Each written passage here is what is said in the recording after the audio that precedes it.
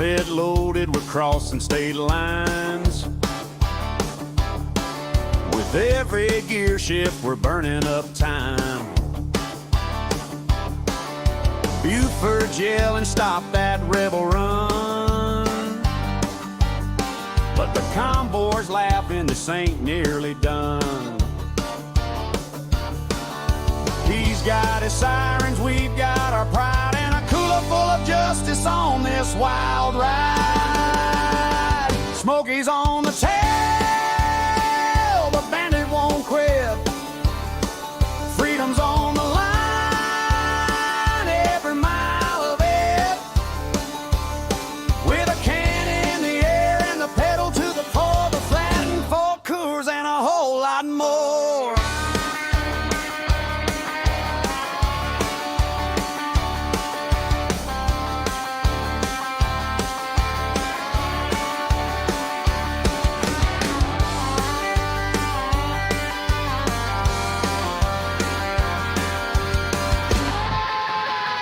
Smokey's on the tail,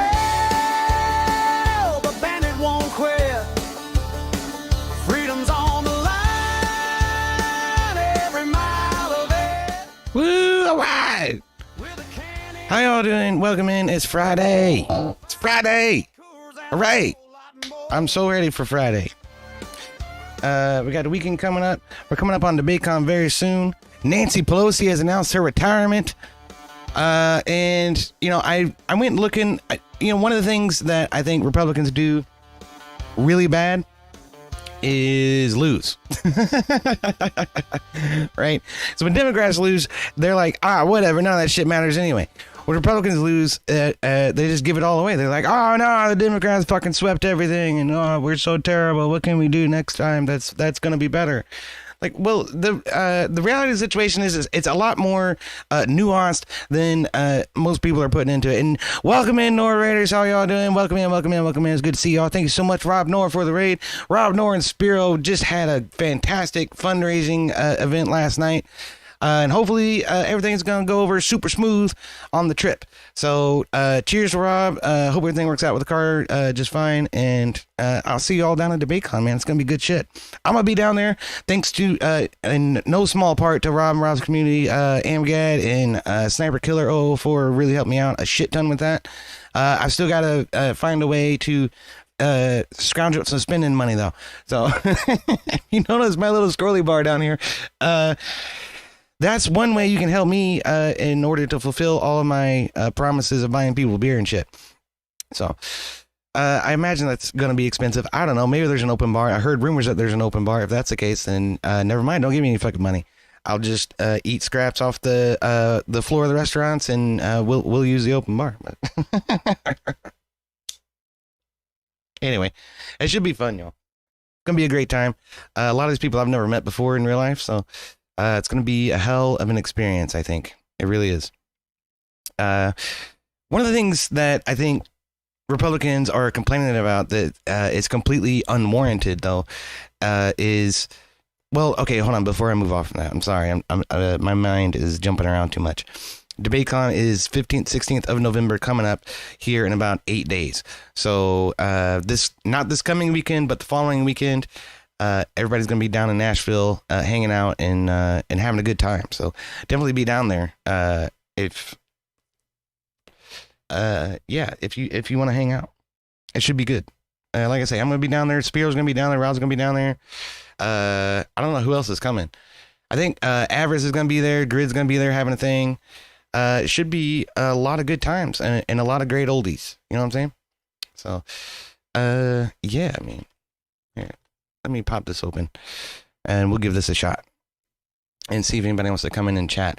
I know that today is usually a what do we call it? A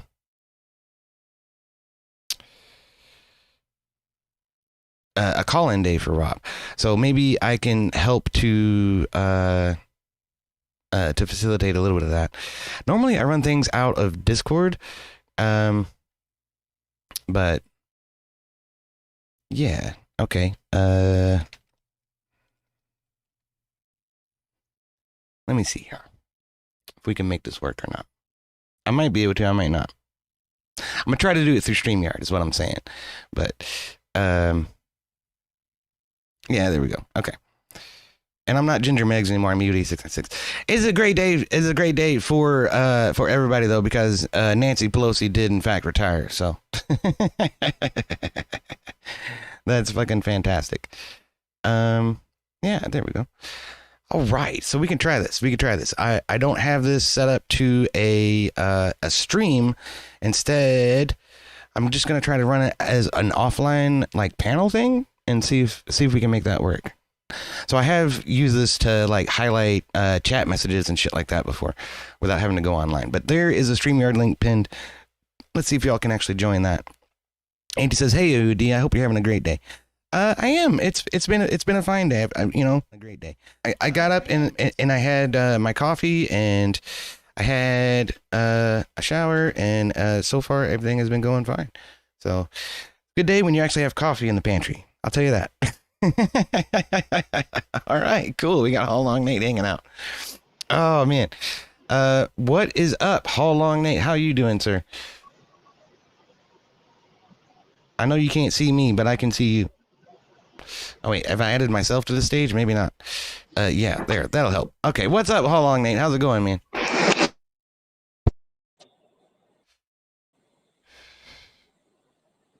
Are you there? Can you hear me? He does often have some technical difficulties sometimes. How long, Nate? Hello. Hey, can you hear me? Yeah, we can hear you now. How's it going, man? Oh, good. I was actually just switching to the earpiece that doesn't have the lag. There you go. So anyway, hey, good to finally chat with you, voice to voice anyway. Yeah. But here, I might be able to. That Sparrow stuff was crazy last night, huh? It was, man. It was awesome. I can't believe they raised. There we go. Now you can see me. I can't believe they raised so much money, man. It went off the charts. Everybody just came together.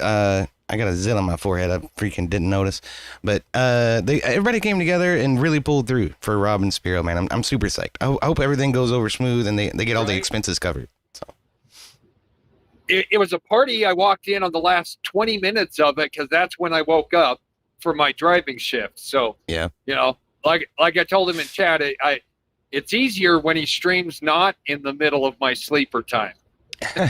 I hear you there.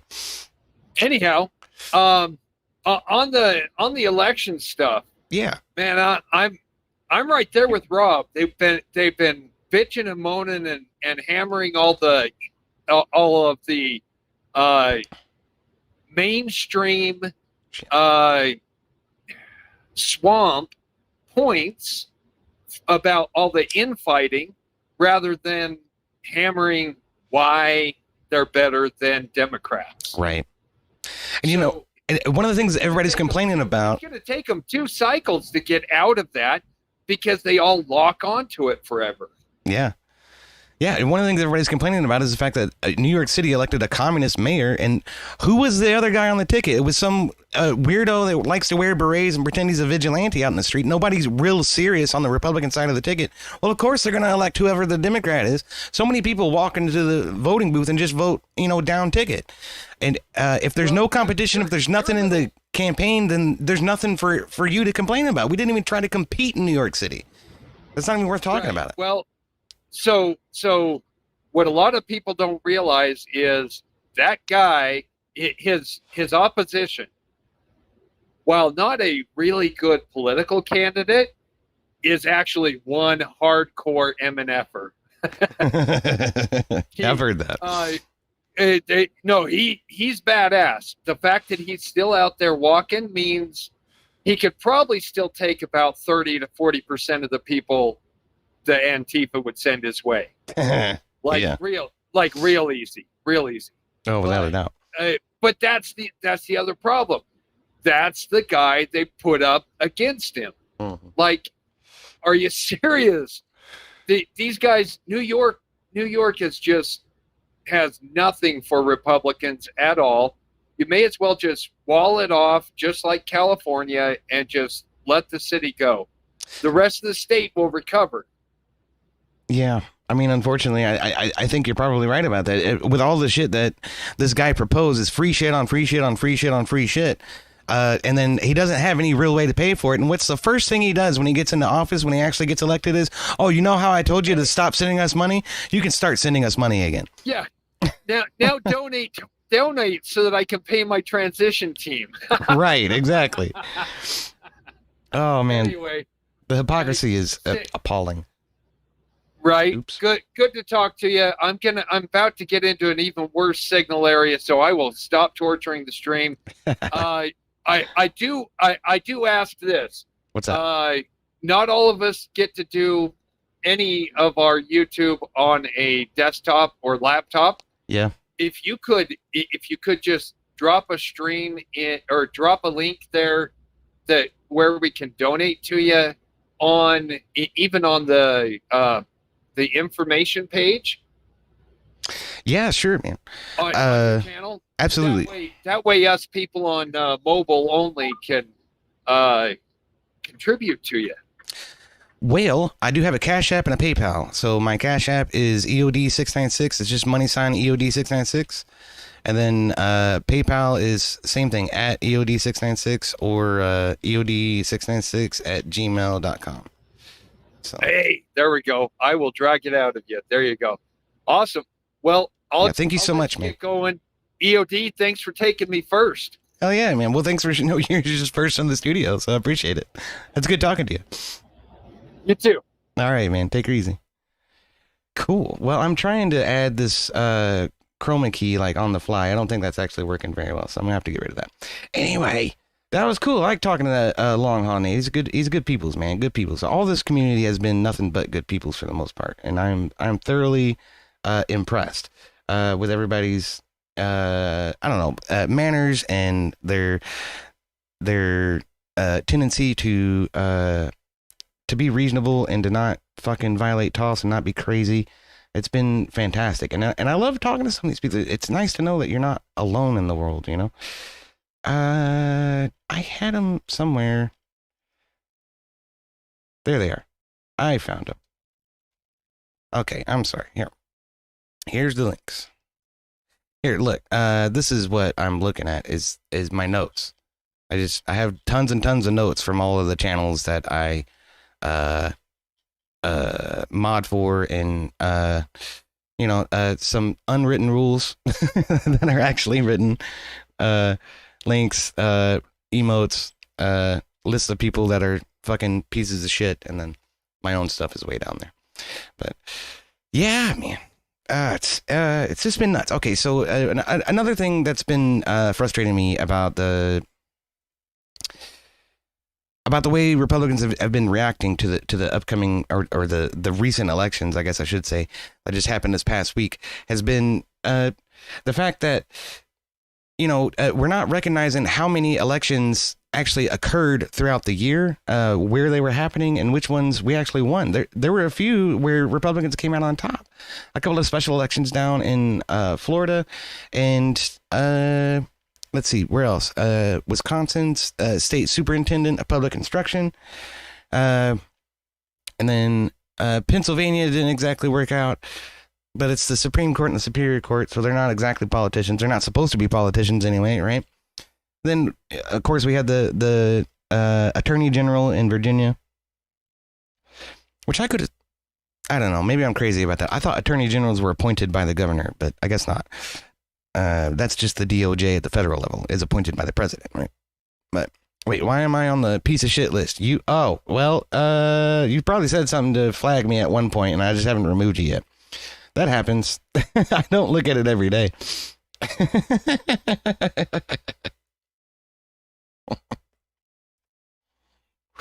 Yeah, there's some people on there I haven't seen in a long time, so it's just like part of it is relating alts to similar behavior or precisely the same behavior that people have, and I'm just sort of figuring out what all the alts are. Again, ban evasion is a bannable offense, but New Jersey holds its primary elections for gubernatorial and legislative races in June. I don't know what happened with that. New Jersey's lefty as fuck. So, and then, yeah. general elections in Jersey, New York, Pennsylvania, and Virginia. Also, what was one thing that happened was California. California's gerrymandering bullshit went off without a hitch, right? Here, in fact, I think I'm just going to turn that off. Then we're going to put it back to the way it was before. But yeah, man, the Discord, the StreamYard link is pinned right there at the top if y'all want to call in and chat for a little bit or about whatever. There it is. Boop. Why didn't there? Oh, I don't know. The freaking when the browser hijacks the camera, it won't let it go again. That sucks. All right, whatever. That's fine.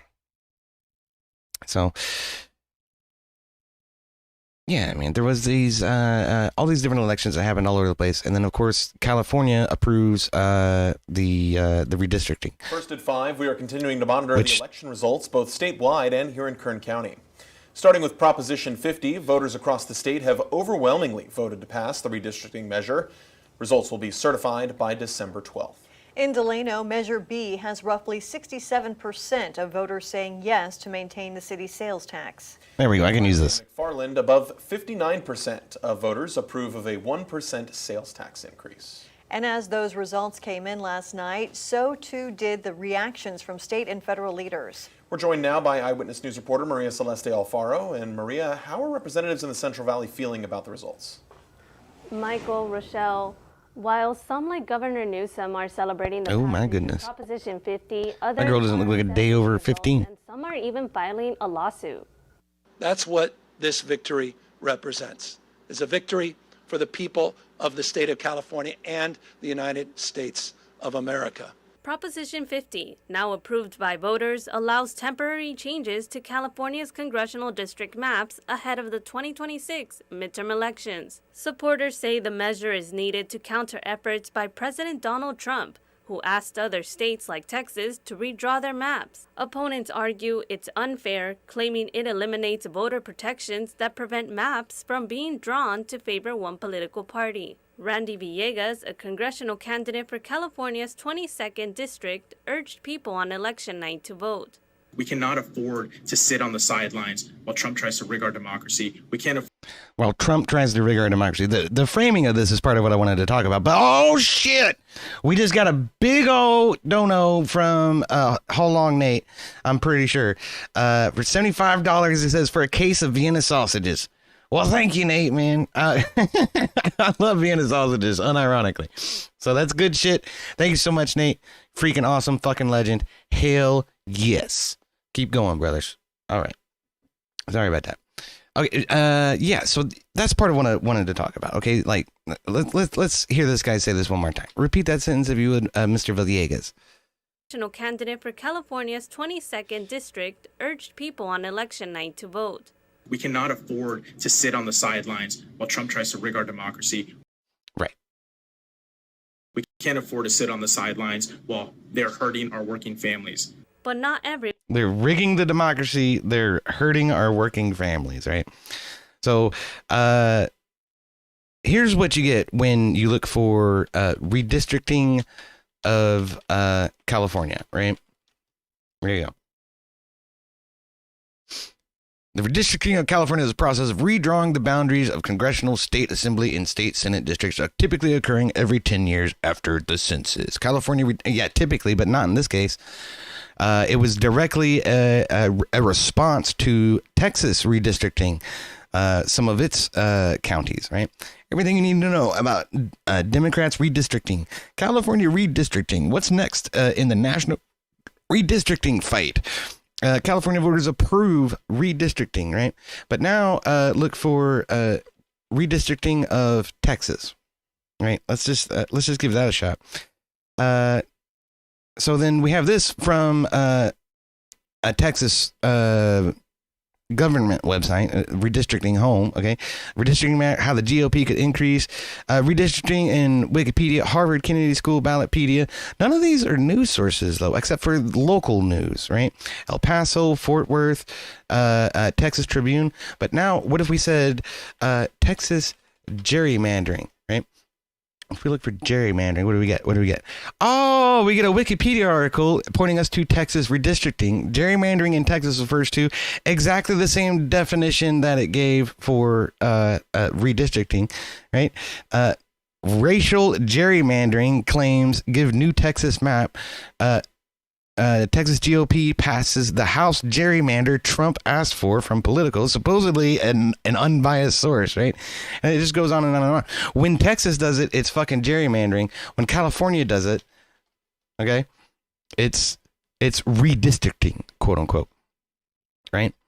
So approved Newsom plan to gerrymander districts. That's a local paper, Cal Matters. But then California voters approved Prop 50, which is redistricting, right?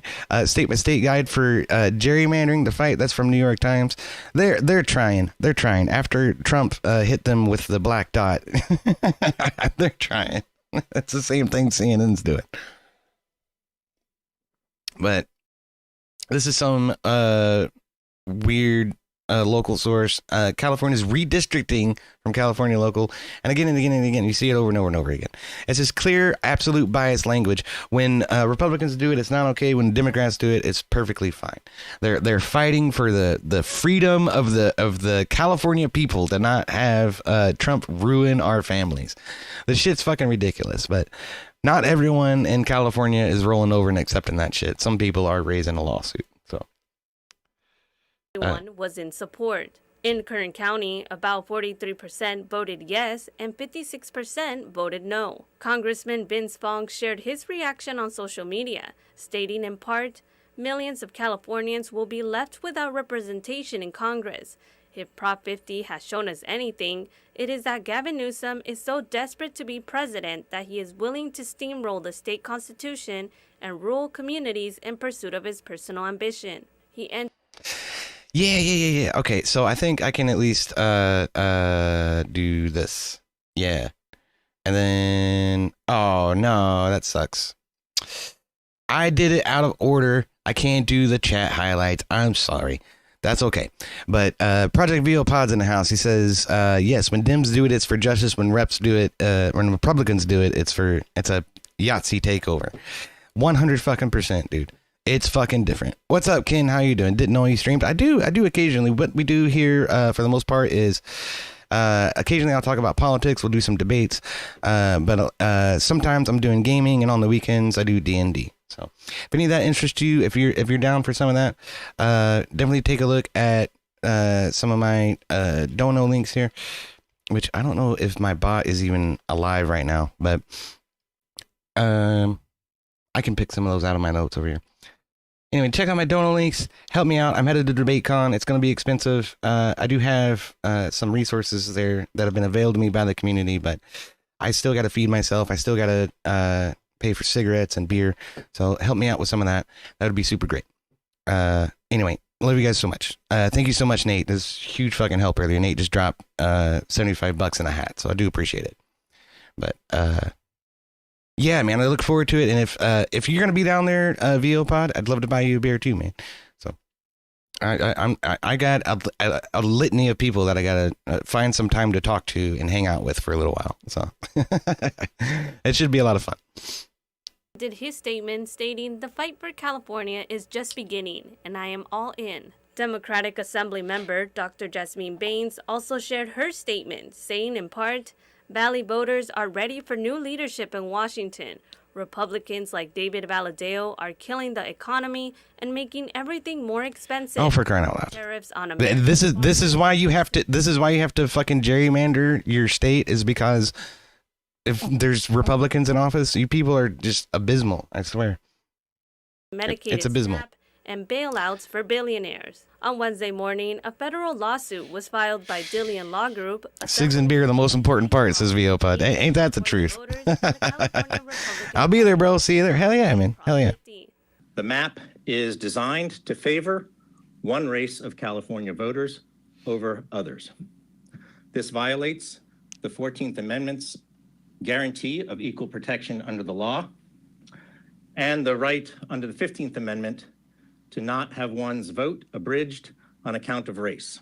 At a press conference, speakers noted that Hispanics make up the largest groups of voters in California. I'm appalled by what has happened with what the legislature really pushed through, with what the governor has done to violate and break the Constitution. The lawsuit requests for a 3-judge panel and seeks for preliminary and permanent injunction to stop Prop 50 from going into effect. In response to the lawsuit, Governor Newsom's press office posted on social media saying they have not reviewed the lawsuit, but if it's from California Republican Party and Harmeet Dillion's law firm, it's going to fail. In studio, Maria Celeste Alfaro, Eyewitness News. Yeah. So there you go. They're so overtly confident in their ability to violate the 14th and 15th Amendment that, you know, if it's coming from Harmeet Dillon, it's going to fail. Why? Because she's biased against you? Because you're biased against her? You see how the hypocrisy is unreal. We're saving democracy from Trump's tyranny, but we're going to act in a tyrannical way to usurp and dismiss this case, which is rightfully being brought against us for gerrymandering and racially profiling our voting districts. The shit's, I don't even understand how they get away with this shit, to be frank. It's because Democrats will bury their head in the sand and pay absolutely no attention to this in the first place. They'll see Gavin Newsom's dismissal on social media and never think twice about it. Like, oh yeah, that's gonna fail. Fuck it. Nothing matters anymore. As long as Republicans are pissed off, we're happy, right? That's what really fucking matters to these people sometimes. And the shit, it blows my fucking mind. Okay, it blows my fucking mind when I see shit like this shit right here. Okay, this is from Tony Robinson, but okay, yeah. When I click on it, you're supposed to pause. You're not pausing. Islamic Caliphate of New York starts today. Oh my goodness sakes, this fucking thing. Also, your hard-earned dollars will go to helping me invest in a not potato computer. That would be fantastic if I could get through some of these browser tabs without everything just exploding. It would be super great. Well, yeah, we'll save that for later. Y'all don't care about deep Lord of the Rings lore. Yeah. You know what? Let me change the URL here, and then we'll reload it, and hopefully it will stop being so fake and gay. That'd be fantastic. We got Seth Spence in the house, Red Pill Phil McGill, all hanging out with me today. I do appreciate you guys. How y'all doing? How y'all doing today?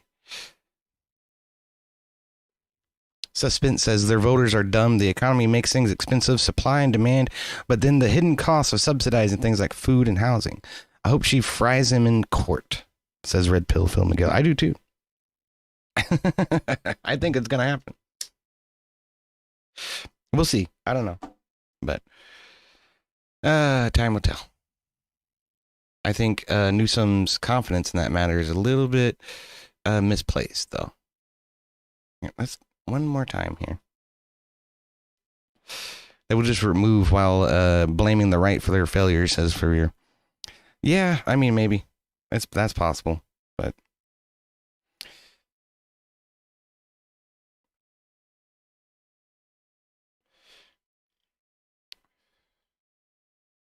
yeah, okay.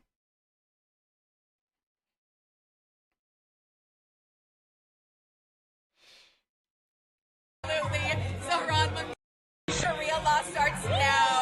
Absolutely.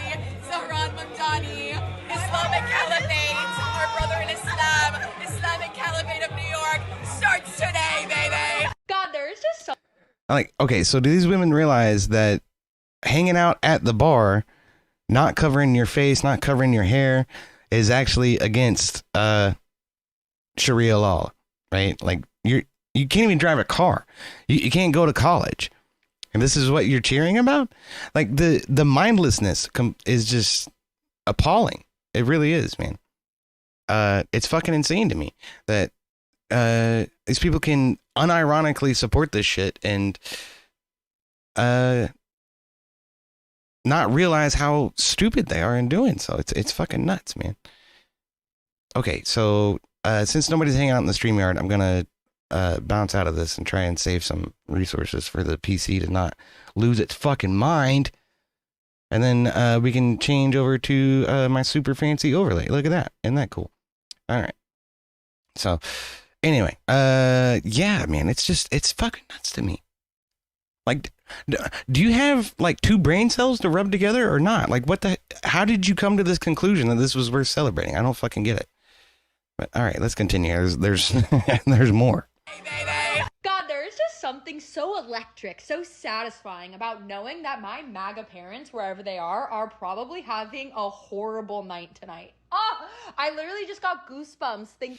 You see, and it's like this type of attitude right here. It's just like, oh, we won, you guys lost, you all suck, ha ha ha ha ha ha. You're just playing into that when like you hang your head in your hands and you say, oh, we suck so bad. Why do Republicans suck? Instead of saying, like, look, we're not competing in fucking New York. There was no way anybody in California wasn't gonna actually pass fucking Prop 50, and so on and so forth on down the line. You gotta take the wins where they come. Right. In Tennessee, school superintendent, in Florida, there were a couple of special elections, still ended up being sat by Republicans. We still maintain a majority in the House. Right. Going into 26. That's what we need to think about. You need to offer some constructive criticisms and some ideas about messaging. One of the things Rob was talking about yesterday was repealing the 19th. And I got into a little spat with somebody in chat about it. But ultimately, do I think supporting repealing the 19th is a great idea? I mean, from this evidence, yeah, kind of, but at the same time, perhaps now is not the time, right? We need to hold off on that until there's more of a foothold where we can lose a little bit of ground and still come out on top before we really sort of push for that kind of thing. But if this is women's attitude about it, I mean, isn't this fine evidence for why we should repeal the 19th? You have these dumb bitches at a bar praising Sharia law, and this young girl here absolutely gleeful that Republicans are going to be doing exactly what they're doing, which is hanging their heads in their hands and wondering where things went wrong. Thinking about it, like they are in such a bad mood probably about the fact that Zoran just won and Prop 50 is gonna pass. Like, wow. God, I'm sorry, it just makes me feel good that my MAGA parents are probably upset right now. When the day starts with Dick Cheney being dead, it ends with Mamdani winning. Oh, yeah. Again, this this reminds me of what happened with Charlie Kirk, right? Oh no, somebody on their side died. That's great. That's great. It's just this morbid aloofness about mortality that I don't get it, man. Did you ever see? I don't know. You know, maybe I'm just not hip to all of the right wing memes and shit. I don't necessarily frequent 4chan or any of the seriously spicy parts of the internet where right wingers tend to hang out, but I did not see this type of reaction about like Ruth Bader Ginsburg or Dianne Feinstein. You know what I'm saying? And like even about like Nancy Pelosi, people are posting like, oh, well, the Wicked Witch of the Swamp is finally out of office. It's not like, you know, anybody's wishing ill on her or that she should, you know,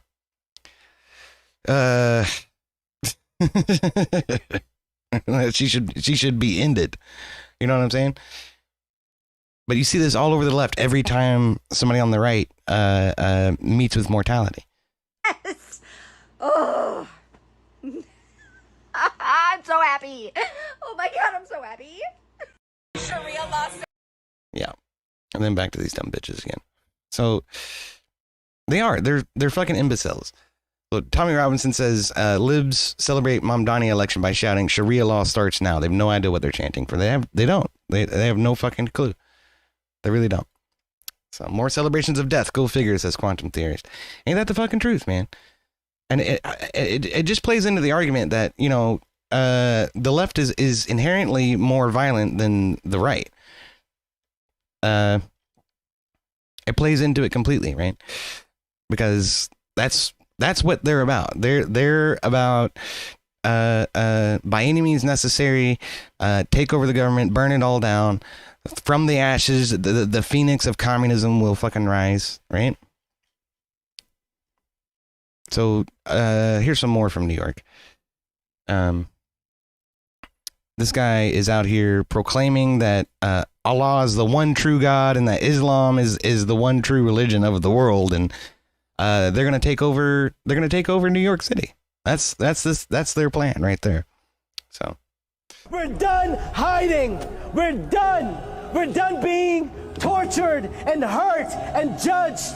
This is the correct religion. This is the religion that all of humanity needs to be upon, of Islam. And we will not stop until it enters every home. So I want you to repeat after me. I want to hear it in every single district. It should tremble. Brooklyn should hear it. The Bronx should hear it. Queens should hear it. Say it as if the Ummah depends on this, my brothers and sisters. La ilaha illallah. yeah, okay. You get the idea. You get the fucking idea.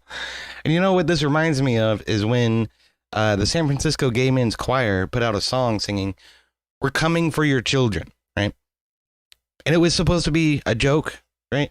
And all of the leftists, you know, hand waved it away and said, "Oh no, that's just parody. They're just fucking with you, and you idiots are taking the bait." And what did we see in our school libraries? What did we see in public libraries with book readings and drag queen story hour? And I believe in London, there was this person with a strap on and a horse costume reading books to children. Like big floppy dildo hanging off their waist. Oh, but it's a joke. It's a joke. It's a joke.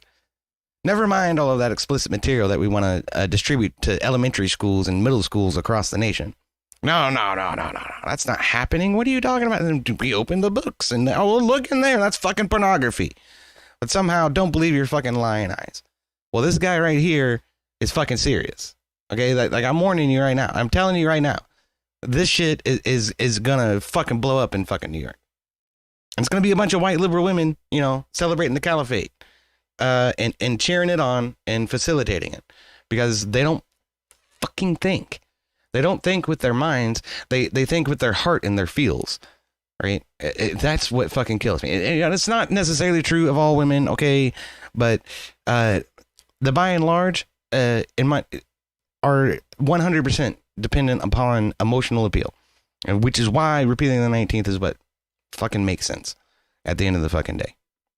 Not everyone should be allowed to vote. That's really all there is to that. Right?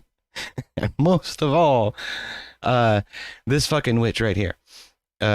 So Jennifer, this is from Tim Pool. Jennifer Welch threatens to schmurder Chuck Schumer and Hakeem Jeffries unless they get on board with their desire to schmurder Republicans or conservatives, right?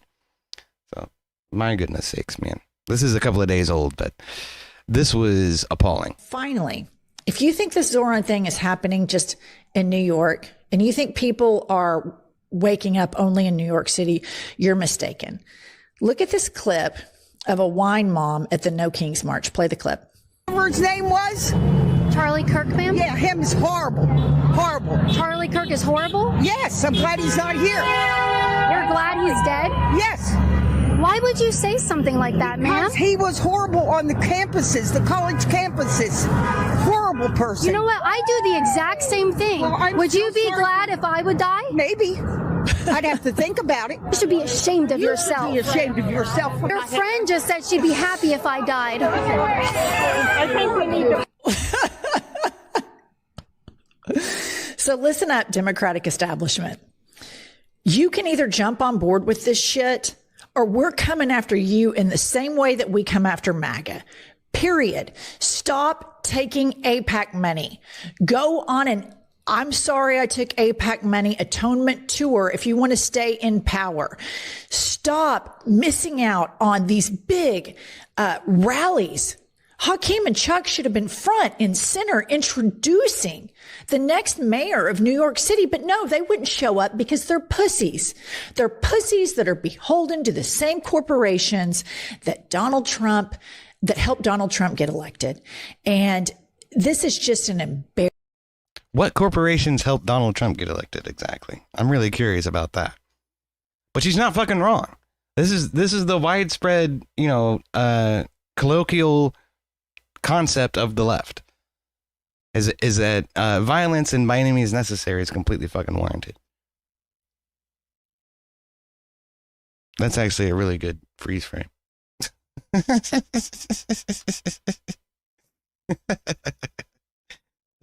I'm just gonna snip this and maybe we'll we'll do something with that later. Okay. Anyway. Embarrassment. Kudos to Bernie, to AOC, to Zoran. And that woman out in somewhere middle America saying, fuck Charlie Kirk, he was a racist, he was a piece of shit. Fuck you, bitch. You don't know what the fuck you're talking about. I don't know how many times I've seen Charlie Kirk talk to people of all races and all colors, but with exactly the same amount of respect that he talked to white people with. I don't know what the fuck these people are talking about when they say they're racist. This shit blows my fucking mind. Go fuck yourself, you stupid bitch. There are so many more of us than there are of them. And these Democrats that continue to play bullshit cake with corporations and lobbyists. America is red, baby. Nobody wants that. Nobody wants you. We want politicians to speak freely and look at what the benefit is. Look at what is happening in New York. And you dipshits are sitting on the sidelines, running your social media like complete dorks. It's embarrassing. Get your shit together. Hakeem and Chuck, seriously, get your shit together because the Democratic Party is moving on. We are moving on. Yeah, moving straight on to absolute fucking violence and death for your political opponents, right? Which is what we just saw happen in Virginia with the attorney general being elected. The guy literally said in text messages, and this has been released and confirmed and not denied, never once, that the guy was like, yep, I want to off Republicans and I want to off their children. Just get rid of them. Are you fucking kidding me, man? You know?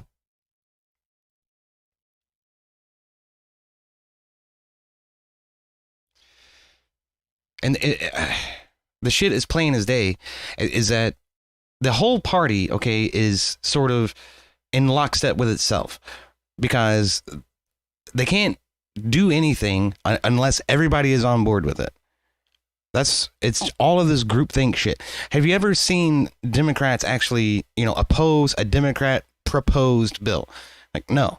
That doesn't happen because guess what happens if you do that? Guess what happens if you rise up and you say, you know what, guys, this is not cool. This is kind of fucked up.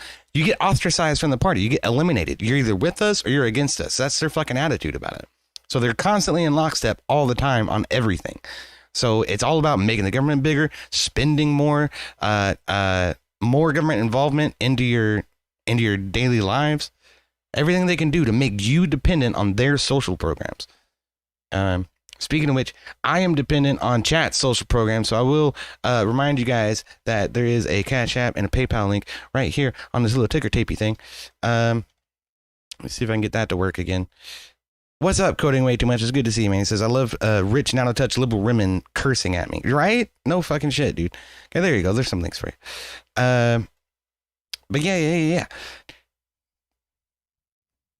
It's just nuts to me.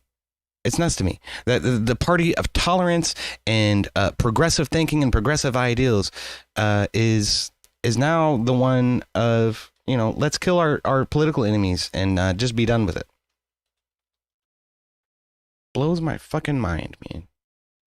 The absolute hypocrisy of it, not to mention the fact that, there, we'll get rid of that one.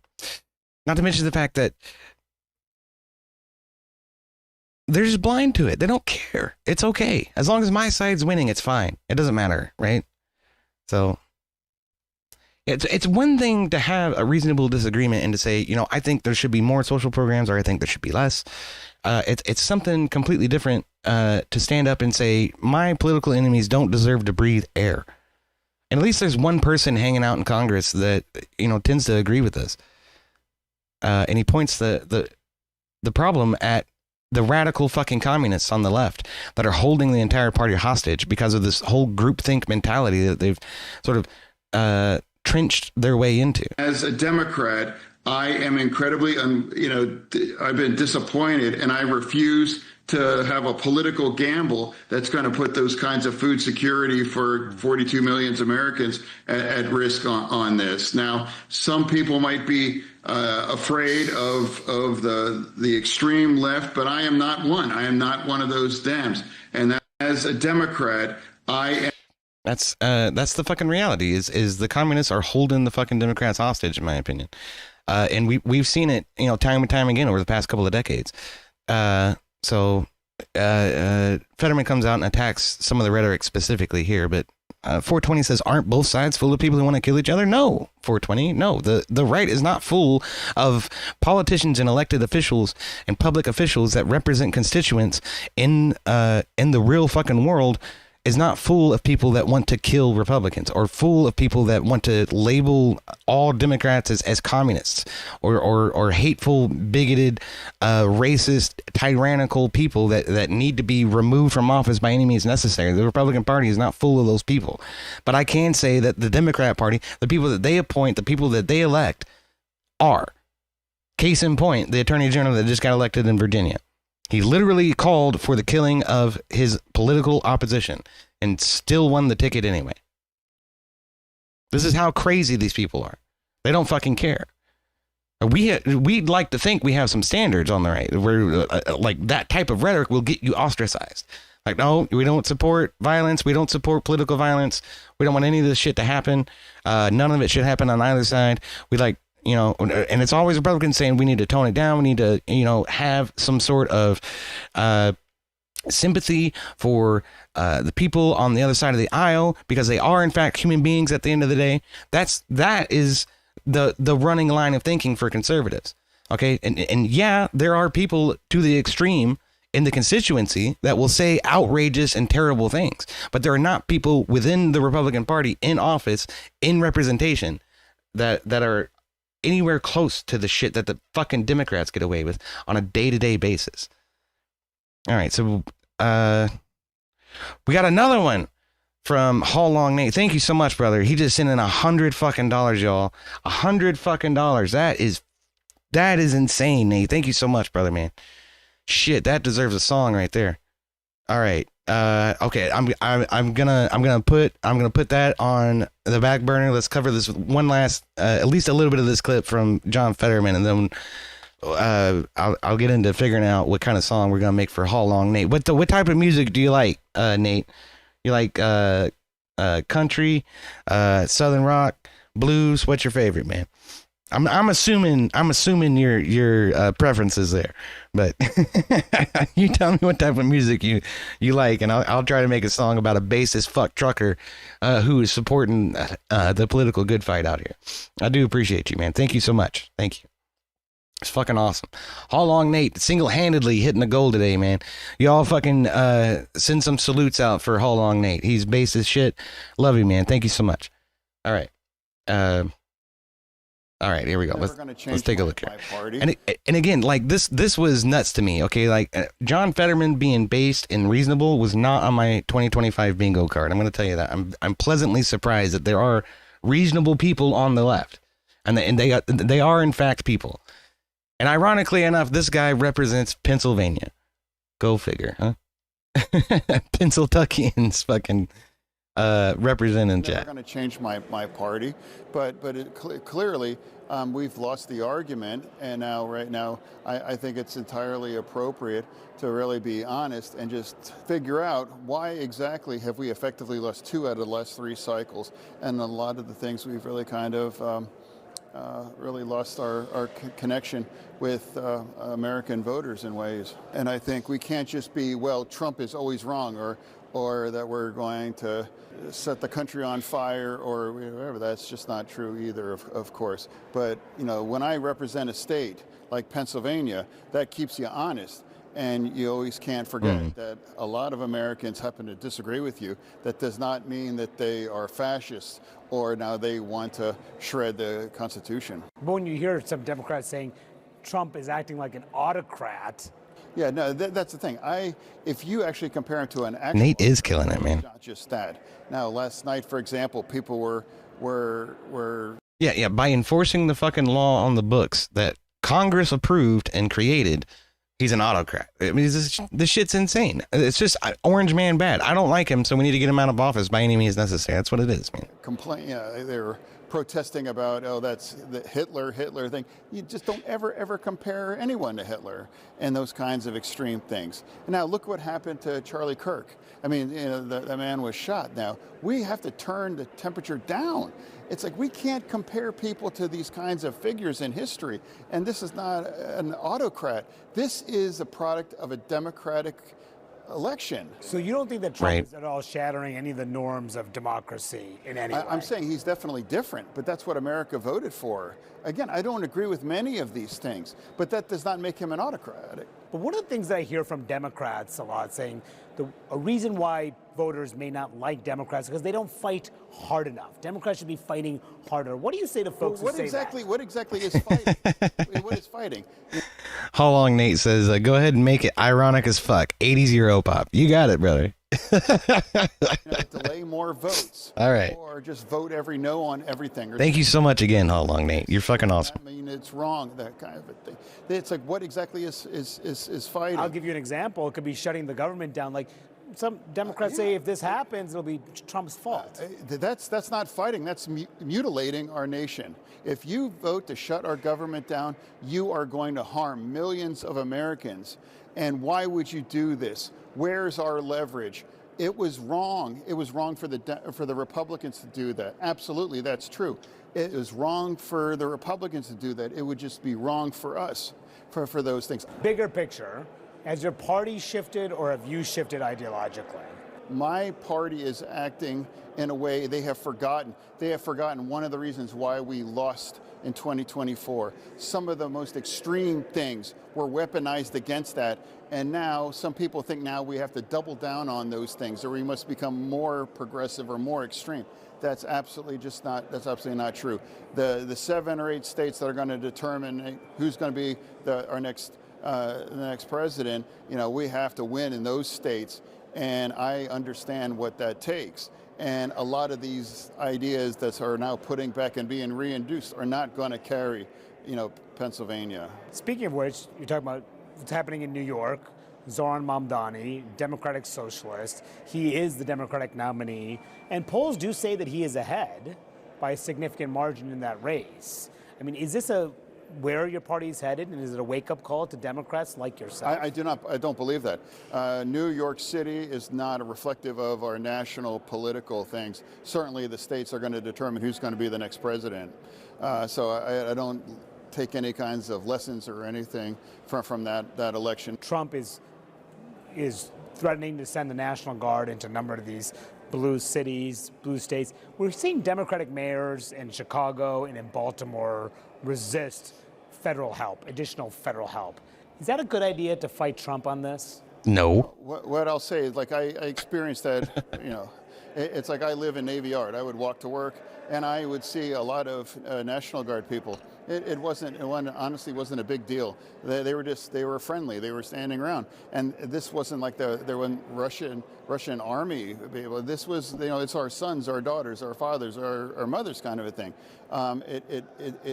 If you actually experience it on the ground, it's really not like it's not occupied city or anything. So for me, when I was a mayor, I was a small town mayor, I asked for help. I asked for help to confront gun violence and crime. If I was a mayor and I had a significant kinds of violence situation, I would be happy to get, you know, help, honestly. Yeah, 100%. And that's amazing to me. I can't believe Fetterman is out there just trying to be reasonable. And I guarantee you that the Democrats are going to ostracize him for this and try to cast him out of the party. So, all right, without further ado, I have put the prompt in and generated this song. Let's take a look at what we got for Haul Long Nate, the bass trucker. Oh, wait, it's not quite done yet. That's my bad. I thought it would be. Hold on a minute. We'll let this go for a little bit longer. For that. Should they ask for help? I've done that. And do you think they should too? Like Chicago, Baltimore, and the like, they should accept it. All I'm saying that it's like when 600 people are killed in Chicago every year. At least. I think it's entirely appropriate. Are you comfortable with the way these ICE raids have been carried out? Now, see, they cut him off right there. I think it's entirely appropriate to what? To send in the National Guard and help enforce the fucking law? Yeah, it probably is. Out in some of these cities? Not entirely, no. I believe we should have a secure border. And I absolutely believe you should round up all of the criminals. And then I do think you should deport those. But I don't think it's really helpful to raid a factory and round up all of them and deport them. I don't think it's appropriate to go to like a slaughterhouse. Oh, of course. I don't think it's really helpful to raid a factory and round up all of them. That's the one quote that they wanted that they got. Well, CNN's still showing its plain fucking bias. But Haul Long Nate says, how does Uncle Fester make more sense than our Republican representation in D.C.? That's a good damn question. And Haul Long Nate also says, I don't have and am too old to start a family, so I may as well take care of those people who are putting values into the ether. Cheers, Haul Long Nate. You're a fucking legend, brother. I do appreciate it. All right. Here we go. Let's try it out. Let's see what we got. Oh, that definitely sounds Europop.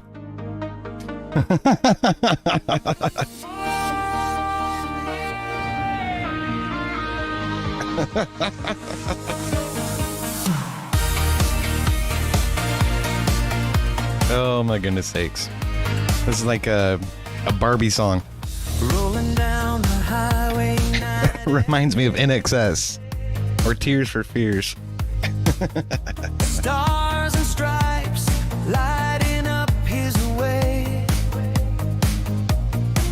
CB radio crackles, hold the line. Nate's hauling truth through the neon time. He hums the Constitution like a favorite tune. Dreaming of a land that once sang in tune. All along Nate, turning the wheel of fate, driving common sense before it's too late. All along Nate, at the nation's gate, rolling for the fight. Yeah, he's never gone away. Pretty good. That's pretty good. Flashing lights reflect off chrome and steel. His rig's a fortress, his cause is real. Nice. Sending love to soldiers. Why does this remind me of Journey? It's a good. It does kind of sound like Journey a little bit. Fighting for Don't stop believing. liberty. Every horn blast echoes freedom's call. He knows this moment's the turning of it all. I tried to get it to talk about the turning point, but Turning the wheel of fate, driving common sense before it's too late. oh, that's good. I love it. At the nation's gate, rolling for the fight. Yeah, he's never gone away.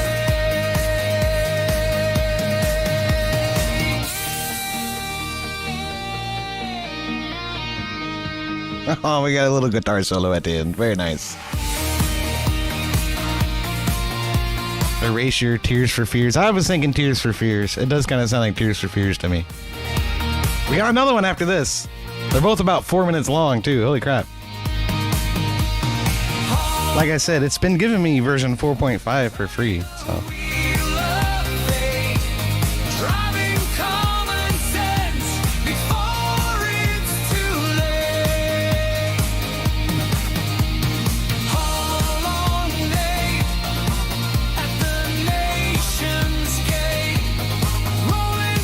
Well, that's fucking nuts, man. We almost doubled the goal in like the first hour of the show. That's freaking nuts, How Long Nate. You're freaking awesome, brother. Thank you so much. All right, so then we got to do the next one. We got to do the next one and figure out which one's better, okay? So I'll go ahead and make a poll. No, not that one. That's the wrong one. I made that for Bandit the other day. And I will say this, like, I've been given... hold on a minute. I've been giving the biggest donator of the day a song. So bear that in mind. If you want me to make a song for you, so you gotta outdo How Long Nate with $175 fucking dollars. Good luck with that. The largest donor of the day gets a song. So all right, this is version 2.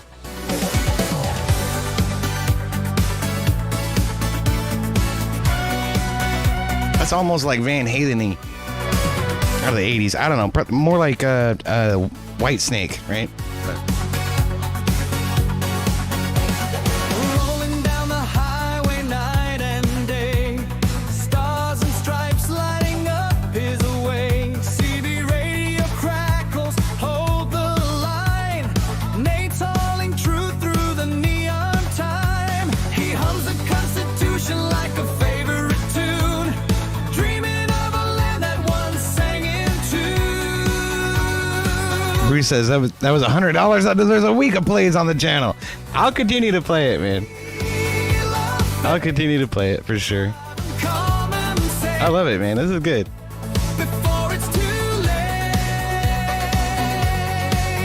We gotta figure out which one's better, though. I gotta put the pull up. I'm sorry, I forgot. How do I do that? Oh, there it is. Yeah, he's never gone away.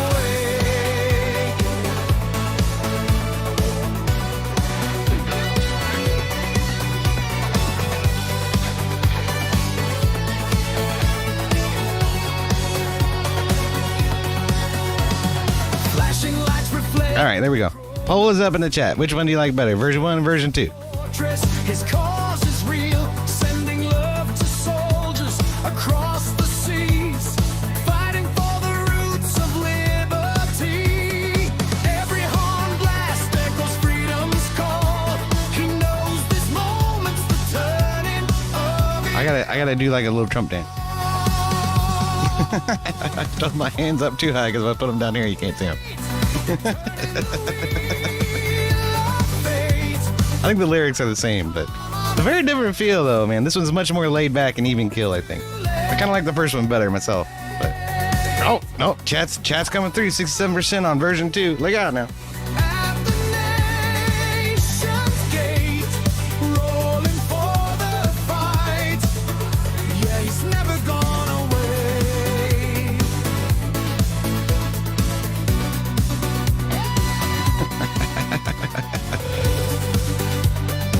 Wow, man. Again, thank you so much, Nate. You're lifesaver. Version 3 is best. I don't have a version 3. But I have a version 5 preview from Suno, but that's only a minute of the song. You don't get the full song unless you pay for it. I'm not gonna pay for it. We ain't got that kind of money yet. Turning the wheel of fate, driving common sense before it's too late. Uh-oh. Version 2 still in the lead with 60% of the vote.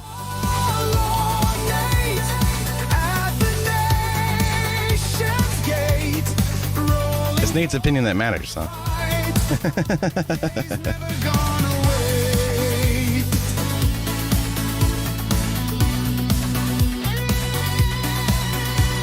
But we'll allow Nate to overhaul it or override it if he wants. Doesn't matter. I'll keep both of them for the time being. But hells yeah. Good times. Good times. So I'm going to leave that poll up for a little bit in the chat. Y'all let me know what you think. Let How Long Nate know what you think. And we'll figure out what to do with it after that. All right. In the meantime, I did briefly touch on this, that Nancy Pelosi was retiring. So we got a nice little compilation of a lot of great things that Nancy has said in the past. So. Shut up. I did not refuse the National Guard. The president didn't send it. Why are you... Okay. This does include a copyrighted song, so I can't actually let the song play, unfortunately. But most of the rest of it is, well, what do you call it? Subtitled. But I'll go ahead and put the link here if you guys want to check it out for yourselves. It is Remember When from, I forget who, but it's a really good song if you don't know it. But of course you remember this. She's tearing up Trump's remarks at the State of the Union. We got somebody hanging out over on Kick. Who that? Oh, Murdercom and Divine Girl. Hey, how are y'all? Good to see you. Good to see you. $75. Nice, says Murdercom. Yeah, it was $175 actually from How Long Nate. He's good peoples, man. That's why I had to do a song for him. I had to. So got banana W's over on Kick now. I didn't even know. Kneeling for George Floyd. The funniest part of that is when she went to get up, she couldn't get up, but she had to have somebody help her come get up. Oh shit. Okay, what's she saying right there? Let's find out. Smile or applaud, nothing I see. Oh, just the fucking mask, I guess. She's falling down behind her seat. Oh shit. Oh no. Oh, hold on now. I missed it. Oh, this is great too right here. But we have to pass the bill so that you can find out what's in it. You remember that about Obamacare? Oh, we got to pass it before we tell you what's actually in there. The glorious day possible. That's an applause line. You're supposed to applaud, everybody. Clap, you fuckers. E pluribus unum from for many one, and so I said for many one. From many. It's from many one. Alan Jackson, yeah, you might be right, Unique Preppin'. How's it going, man? I haven't talked to you in a minute. Unique Preppin's in the chat, everybody. You all check him out. He does all kinds of good shit. A lot of like survival stuff on YouTube, and does some political commentary sometimes too. I believe this is correct. If it's not, I'll fix it in a minute. But let's find out. Yeah, thank you, Nancy. You won't be missed. Absolutely not. Yeah, that is correct. So y'all check out Unique Preppin's channel. He does all kinds of cool shit. But race car is in the house. He says, penis, vagina. Clap for that, you stupid bastards. Yeah, exactly, right? Fucking exactly. That's an applause line. You're supposed to clap for it. Oh, shit. That was a nice little point of levity for you right there. Because a lot of the other stuff that I have to talk about is not great. So a lot of what we've been talking about so far is how Democrats get gaslit into believing the most heinous fucking shit about people who they don't like. And so they justify in their minds, murdering them and getting them out of the way by any means necessary. So, yeah. And this kind of plays into that a little bit. So, we have this from Mike Quigley, who I think is a Democrat, I'm pretty sure. But yeah, he says ICE isn't going after the worst of the worst. This morning, they took a preschool teacher without a warrant in front of children in my district. These monsters. And before we get to the rebuttal from the Department of Homeland Security, let's take a look at the video that they're showing. Hell yeah, Unique Preppin', you got it, brother. He's a good people, man. I loved hanging out with him and talking to him. He has I forget the disability, but he has a disability where it's difficult for him to talk. So he usually uses a computer to sort of translate his words. But he's a based as fuck dude. He really is. And it was a hoot hanging out with him and Brain Benter's banter that one time. It was good stuff, man. So y'all definitely check him out and give him a like and a subscribe and a follow. He's good people. So, anyway, all right. Yeah. This is what they're talking about. Okay, this is outside of a preschool, where this woman apparently was targeted by ICE, fled ICE, and ran into this preschool in order to get away from them. Is actually what happened. But this is the terrible thing that happened. They arrested a preschool teacher. Of course, she's throwing a fucking fit. I have cerebral palsy, he says. Cerebral palsy. I'm sorry. Thanks for clarifying that, man. But he's very good people. I highly recommend his channel, for sure. Yeah, doesn't that just look like Gestapo black bagging somebody and tossing them in the back of a car? They haven't even put cuffs on her yet. She's just detained at the moment.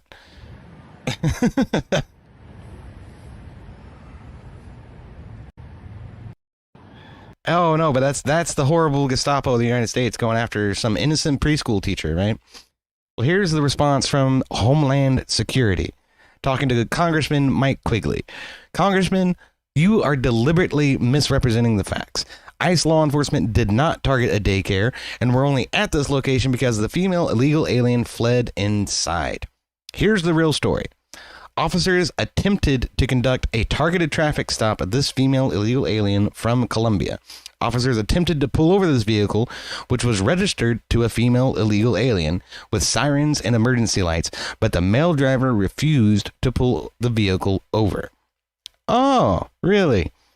Law enforcement pursued the vehicle before the assailant sped into a shopping plaza where he and the female passenger fled. They ran into a daycare and attempted to barricade themselves inside the daycare, recklessly endangering the children inside. So this lady did not even work at the daycare. She just ran into a daycare because she knew the video would cause outrage. The illegal alien female was arrested inside a vestibule, not inside the school. Upon arrest, she lied about her identity. The vehicle is registered in her name, though she claims that she didn't know the man who was driving her car and just picked him up from a bus stop. Yeah, sure. Facts including criminality and information on the male assailant are forthcoming and we will update the public with more information as soon as it becomes available. So there you go. That's why. That's why Democrats think they're justified in calling for the death of their opposition, because they constantly misrepresent the truth to their constituents and to themselves. The media plays along with it. The media goes along with it. And it's all about the emotional outrage that they can garner from a fake fucking story like this. Oh, it was an innocent preschool teacher that got arrested. It wasn't some, criminal alien that was fleeing into a preschool and putting a bunch of kids at risk. No, surely not. Like, you lying sacks of shit. And this guy, this fucking Quigley guy, is here. Yeah, do that. And then this. Yeah. Representing Illinois' 5th District, House Appropriations and Intel member, amateur hockey player, proud Cubs fan. And of course, you got to get the pronouns in there to cater to the Liberty, Beer, Titties, and Guns Committee, right? That's what LGBT actually stands for, if you didn't know. It's Liberty, Beer, Guns, and Titties. But Race Car says, I pick up random strangers that I don't know to drive my car like 5 times a day, You're such a racist bigot, right? Yeah, no shit. It's what they expect us to fucking believe. I can't fucking stand it. Man. I really can't. And that's not the only thing they're fucking gaslighting us about, It's everything. It's every issue that they will stand a purpose on. They will absolutely gaslight the American people about. Like, for instance, Ukraine, right? Oh, we need to support democracy and freedom of speech in Ukraine. So we need to send billions of dollars over there and billions of dollars of equipment and training and personnel in order to support Ukraine against the evil, bigoted Russians who are coming in and trying to essentially annex an ethnically Russian section of Ukraine, because those people freaking voted for it like 5 times and said, yes, we want Donbass and Crimea. Both said, yeah, we kind of want to be part of Russia. But oh no, all this war is completely justified because we're protecting free speech. Yeah? Well, what the fuck is this? Okay, this is from Gabe, ZZOZZ on X. It says, Zelensky's militants, backed with billions by European taxpayers, and American taxpayers, mind you, are now raiding Orthodox churches in Ukraine and threatening to shoot worshippers who dare to defend their church. How can anyone support these bastards? This is clearly a church filled with Ukrainian militants, right?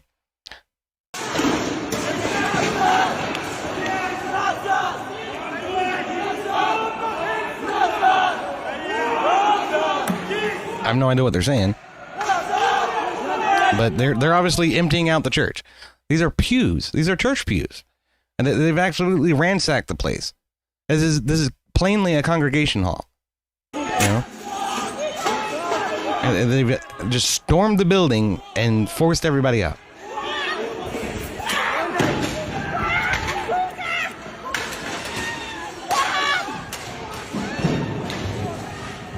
This is what your taxpayers are supporting in fucking Ukraine right now. Going into a Christian church and treating them like they're fucking terrorists. You know? It's fucking appalling. Meanwhile, the people who support this shit, the people who say that we need to continue funneling billions and billions of dollars into Ukraine, are marching the streets, right, dressed as if they were abiding Sharia fucking law. And don't forget the stupid bitches at the bar celebrating. Woo! Caliphate in New York City. Woo! This is gonna be great. It's gonna be. Law starts now. Woo! Zohran Mamdani, Islamic Caliphate, our brother in Islam. Yeah! Hooray! Hooray! Hooray! Meanwhile, prosecute Christians in Ukraine and march the streets dressed as fucking, you know, Muslim women, essentially.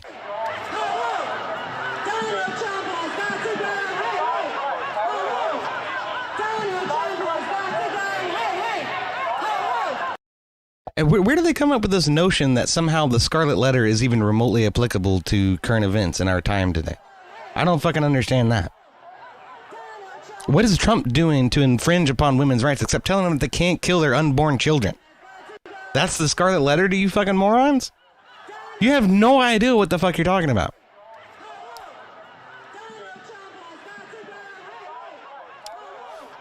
These people are simply mindless sheep. They're mindless sheep who've done nothing but complain and appeal to emotion and gaslight themselves into believing shit that simply is not true. Trump is an autocrat. Trump is coming after your rights. Trump is trying to persecute and prosecute Muslims. That's garbage. None of that is real. None of it is. First of all, Roe v. Wade was never voted on in the first place. Who was it? Somebody was on Rob's show the other day saying that, you know, it's less democratic for the Supreme Court to come down and undo Roe v. Wade without even fucking thinking about the fact that Roe v. Wade was a Supreme Court case in the first place. And we don't vote for Supreme Court justices. We don't vote on what the Supreme Court hears. By undoing Roe v. Wade, we actually turn the power back over to the states. It's more democratic. It's more democratic that the Supreme Court overturned it. Now you can go have your ninth month abortions over in fucking California if you want. Here in Kentucky, we're gonna put some reasonable fucking restrictions on it. You know? God forbid that we actually have some semblance of democracy about it. No. That's anti-democratic because I disagree with it. I don't fucking like it. You fucking idiots. I swear. It's insane to me. It really is. All right. So I guess with 9 votes, we're going to go ahead and end the poll on which version of How Long Nate the Bass Trucker is better. And 56% have decided that version 2 is better. So without any objection from Nate, How Long Nate, I guess I will be focusing on version 2 of the song in the future. Hooray! I need to get like a soundboard or something. Let me see if I can find one around here.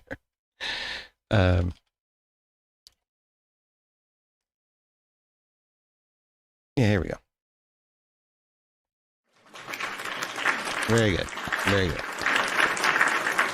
All right. Oh, shit fire.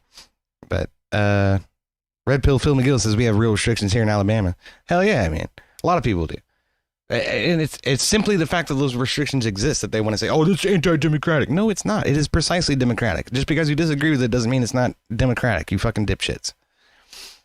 Just because you disagree with it doesn't make it fucking bigoted, right? Doesn't make it racist. But again, with the gaslighting fucking continues here.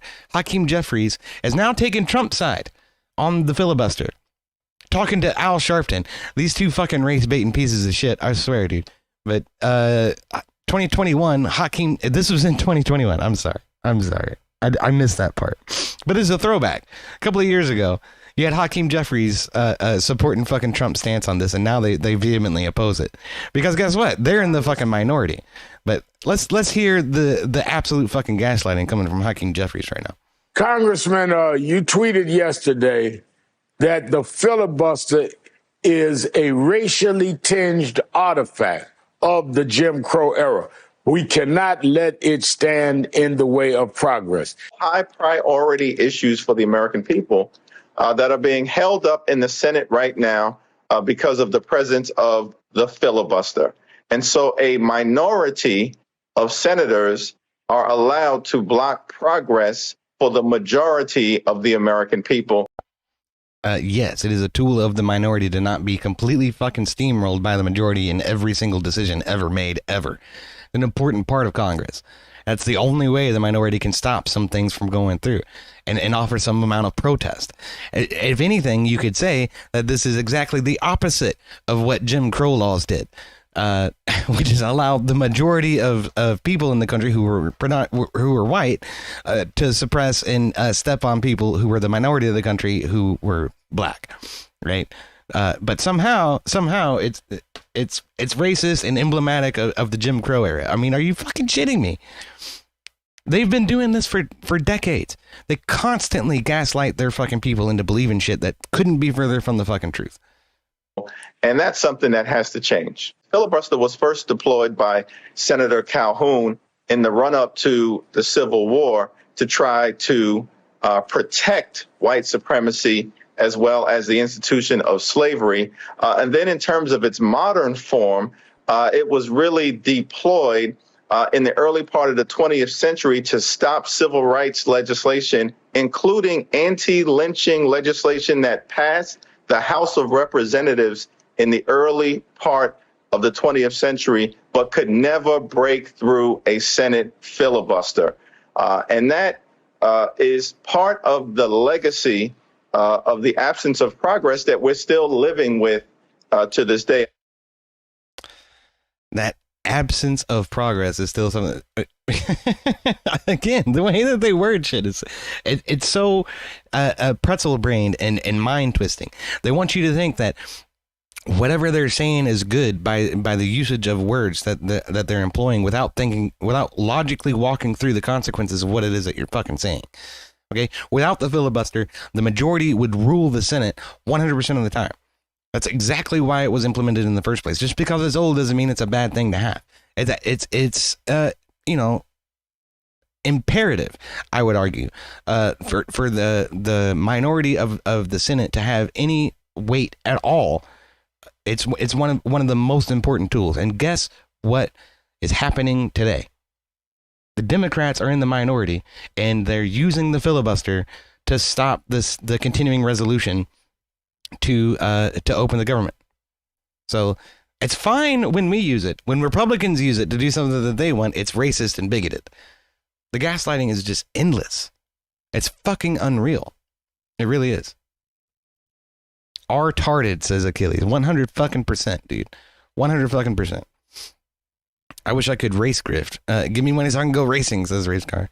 Well, one thing you could do, Race Car, this is just an ideal, is film yourself working on your car. Like Demon Machine used to do that shit all the time.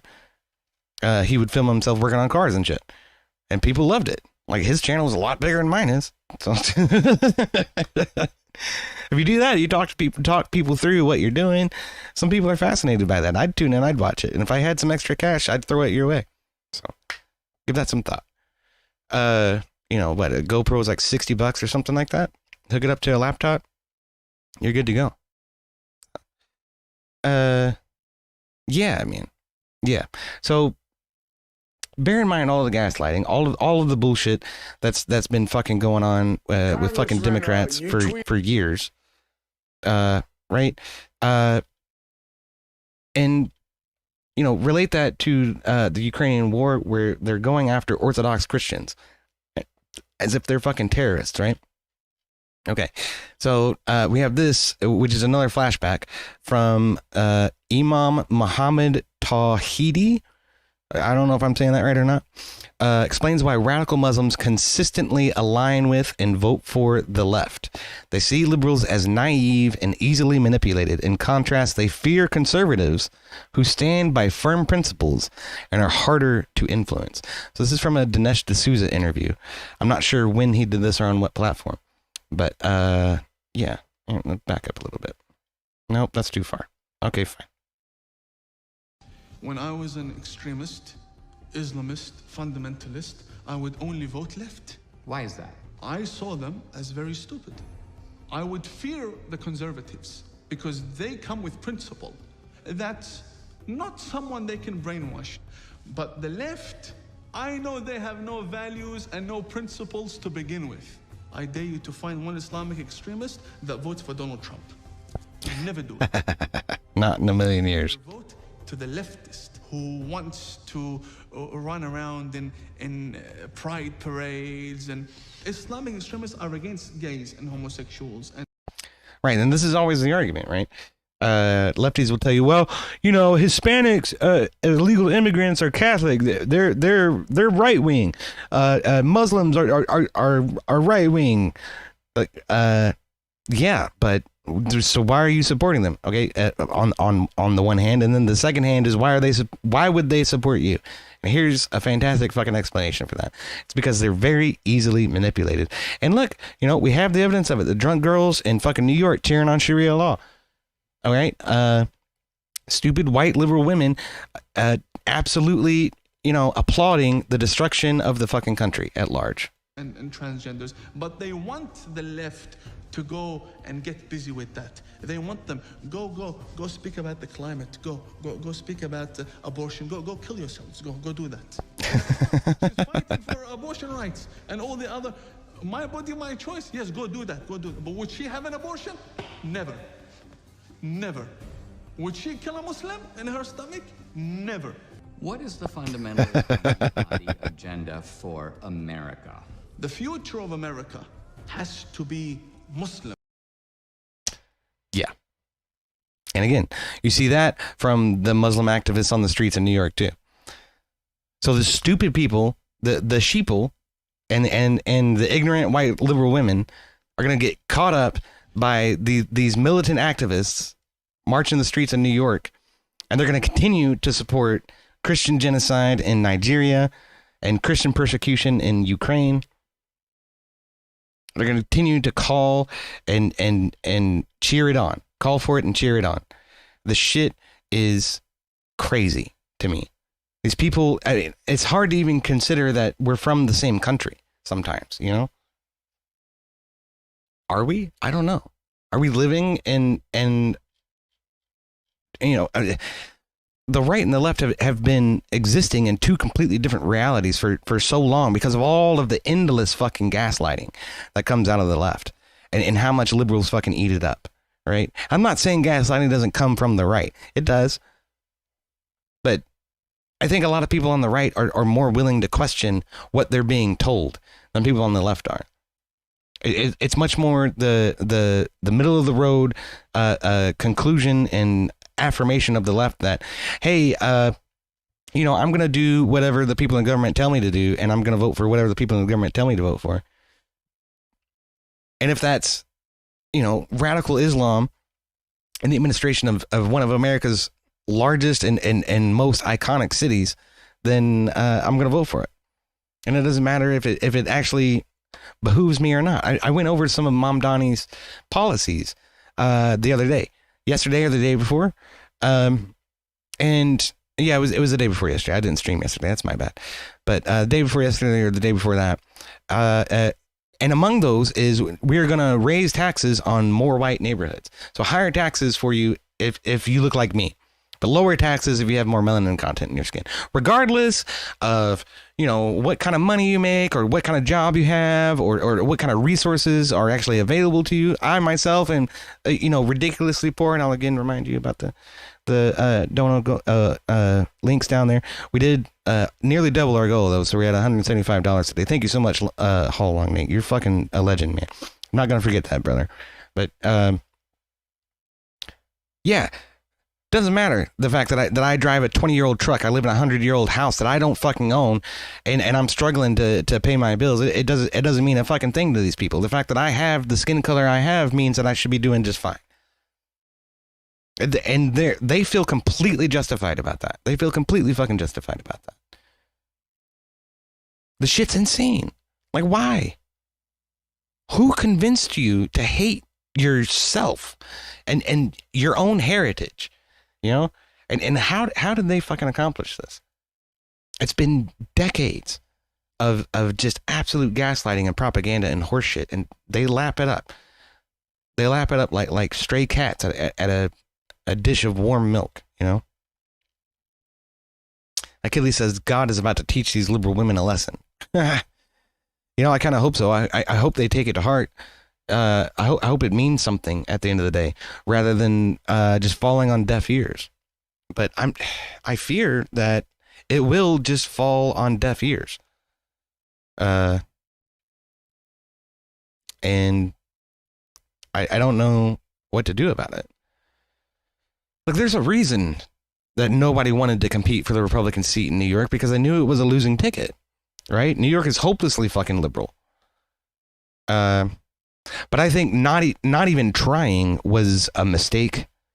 And we should have put somebody up that was a little bit more reasonable than the guy with the beret, who's clearly a vigilante, violent activist. And I don't know, somebody posted in Rob's Discord an image of their ballot, and they voted in New York's general elections. And for most of the things that were on the ballot, there wasn't even a Republican candidate. There wasn't anybody even running. So what we need to do is try to fuel more of a grassroots effort in these Democrat strongholds and try to spin up some kind of momentum. Even if we don't win the first couple of go-arounds, there has to be some kind of presence there to question the bullshit and the propaganda that's coming out of these people. Because if that's not part of the discussion, then all of this is just going to be like a train, a runaway train going off the fucking rails. They're just going to go further and further and further into a communist dystopia.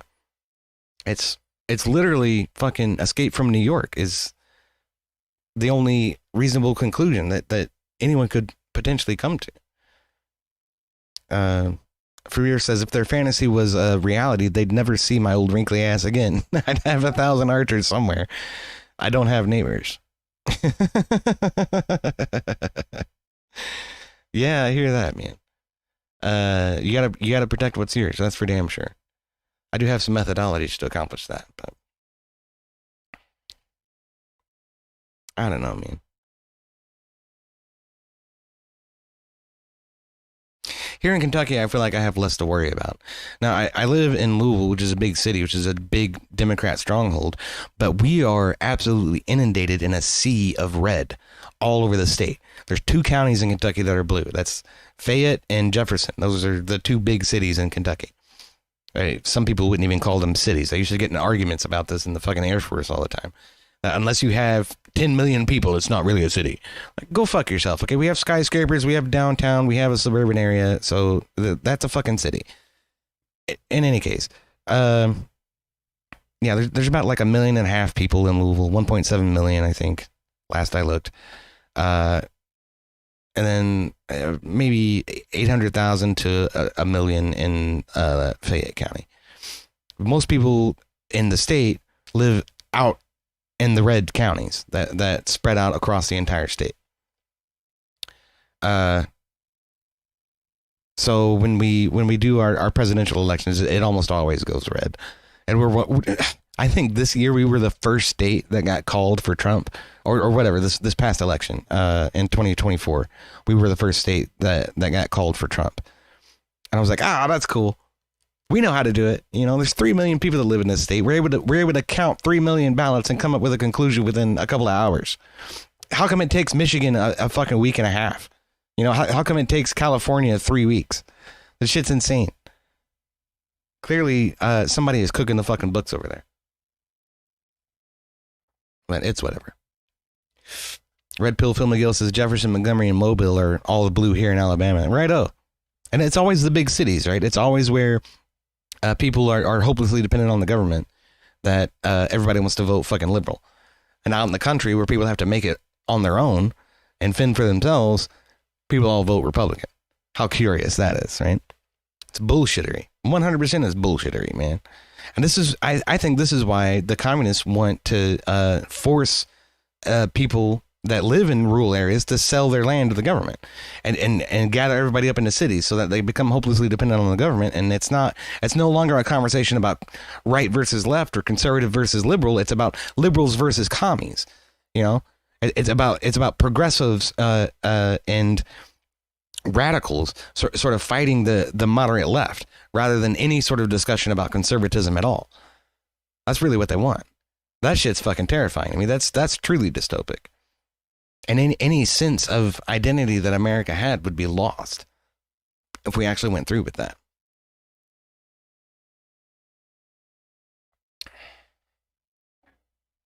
All right. Well, I have to take a brief recess. I don't know how many of you are going to be willing to hang out for a few minutes, but I gotta go to take the Browns to the Super Bowl, if you will. Okay. So, I'll tell you what I'm going to do. I'm going to set up a little playlist, with some of the music that we've created, recently. And then, I'm going to leave you guys with some of that. And then I will, return, within a few minutes to hang out and we can go over some more stuff. I was going to continue some of my firsthand research for the upcoming debate with Spiro over Zelda. We do some of that. We can pop in the Discord and have a conversation if you guys want to. Whatever y'all feel like doing, man. But for now, I think I'm going to take a brief intermission. And I do appreciate everybody hanging out. I appreciate so much. How long, Nate? Thank you so much, man. You are the fucking man. So, that's what we're going to start with is, How Long Nate's badass fucking, 80s song. So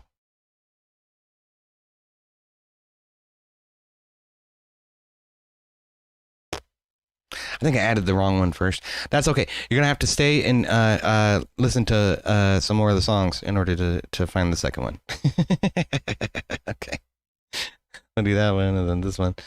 And then, we can get into some of the ones that I made for the D&D crew as well. That'd be cool. It should only be about 5 minutes or so, but,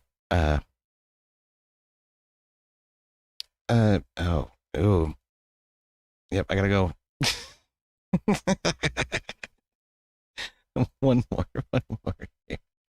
That ought to do it. Okay. Yep. And then, this one.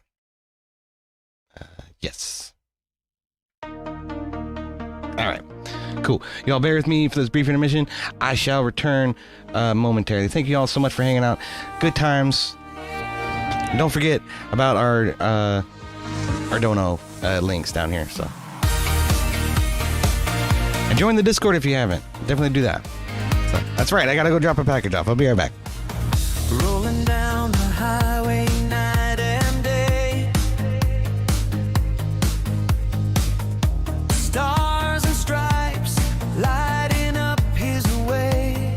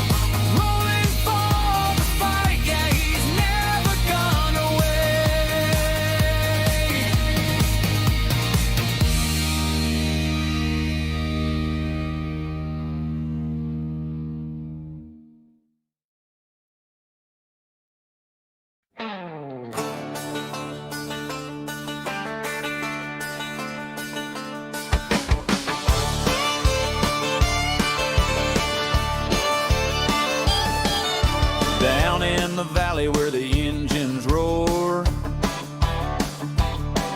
A truck shows brewing, the beer starts to pour. Coors Bank hits flowing, gold in the hand. But Sheriff Buford's got a law to demand.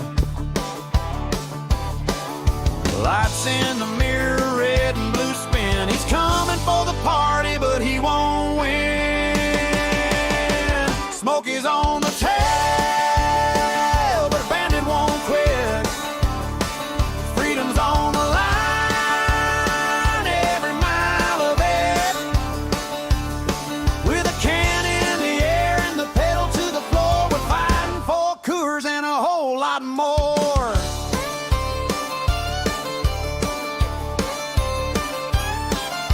Flatbed loaded, we're crossing state lines. With every gear shift, we're burning up time. Buford's yelling, stop that rebel run. But the convoy's laughing, this ain't nearly done. He's got his sirens, we've got our pride, and a cooler full of justice on this wild ride. Smokey's on the tail, the bandit won't quit. Freedom's on the line, every mile of it. With a can in the air and the pedal to the floor, the flattened for Coors and a whole lot more.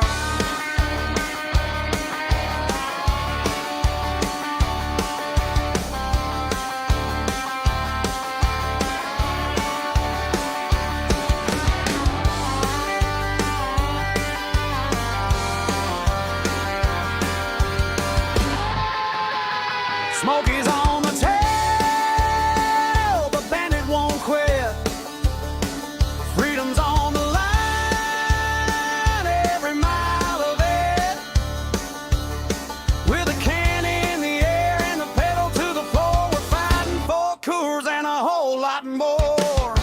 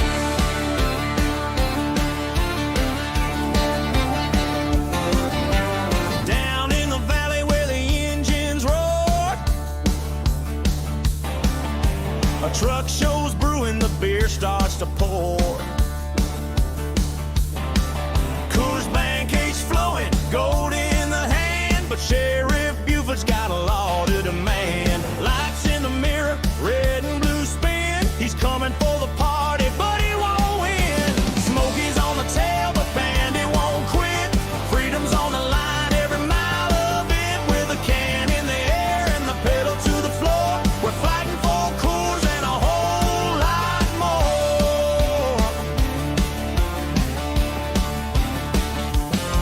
more. Okay. I'm back. Crossing state lines. That didn't take nearly as long as I thought it would. With that gear shift, we're burning up time. I did actually go to the store. So but we took care of the other business too. Okay, well, I'm back. Seems like most people continue to hang out, so I do appreciate you guys bearing with me for my little intermission there. Thank you so much. Okay, we independent thinker in the chat. It's important to keep yourself busy. I hear it keeps you going. Well, that's true. Johnny MD says welcome back. Hey, yep. Race Car says I still try to live like I'm in my mid-20s and my body keeps telling me to stop. I hear that. I don't play hockey on the weekends. Race Car does. But yeah, well, I'm gonna have to clean the toilet afterward, but let's not talk about that part. Okay.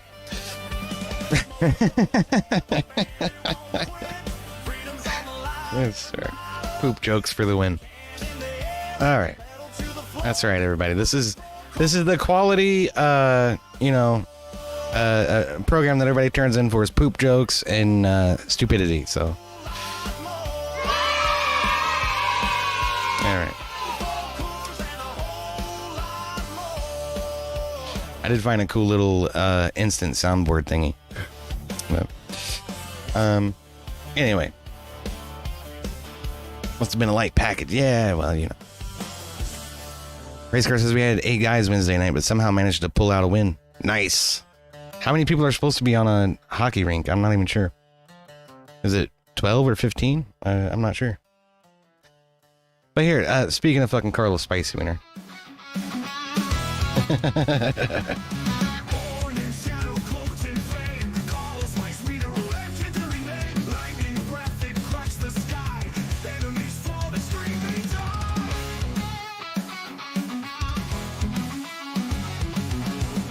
Oh, you dummy.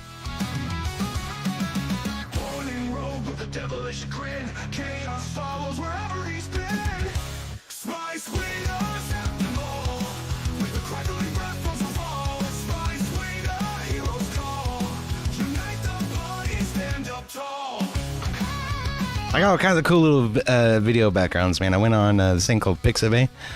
There's a ton of them just for free. This one's pretty cool. It's like flames. Fire. Fire.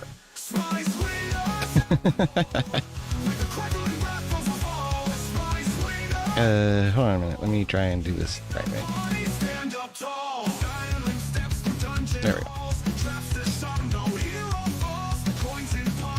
Super cool. All right.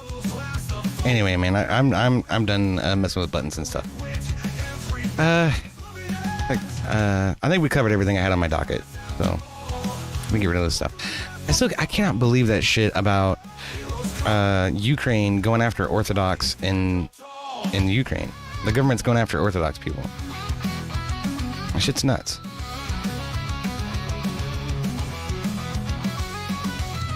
And yet they're supposed to be the fucking voice of reason and democracy in Eastern Europe, We're supposed to believe that they're the most progressive country there is.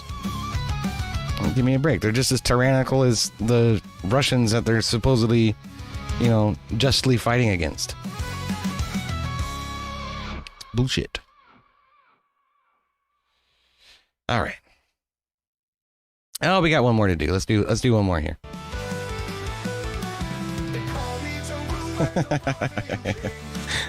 I might have been able to come up with something better than this, but we did kind of make it a little bit Celtic punk for Joe Boober. EOD was Beavis for 20 seconds there. Oh man, when I was a kid, I was obsessed with Beavis. I remember going to summer camp and I was walking around with my shirt pulled over my head. Like the whole time. Like, I need TP for my bunghole. Of course, my hair was a lot shorter back then. But I generally like to keep it short, but I realize when I cut it myself, it looks like trash. So I'm waiting for a windfall like what just happened today to have enough liquid income to go spend $30 on a haircut. When you see me at DebateCon, I'm probably gonna have a haircut, and hopefully all of this red stuff will be gone. Maybe. It looks like it went down a little deeper into my roots than I thought it did, but.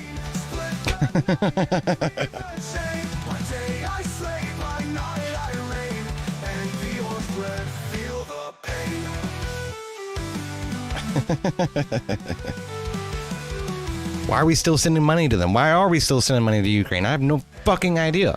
I really don't. We need to stop, like, immediately. So whatever happens, happens. I don't care about fucking Ukraine. I really don't. Especially while they're prosecuting Christians in open daylight, acting like they're fucking terrorists. Like, fuck them, dude. You know, I had heard rumors about this a year or two ago. So they've been doing this for a while, labeling Orthodox churches as some kind of terrorist fucking organization. It's ridiculous. All right, what's up, Bagheera? Happy Friday, buddy. It's good to see you. Oh, shit.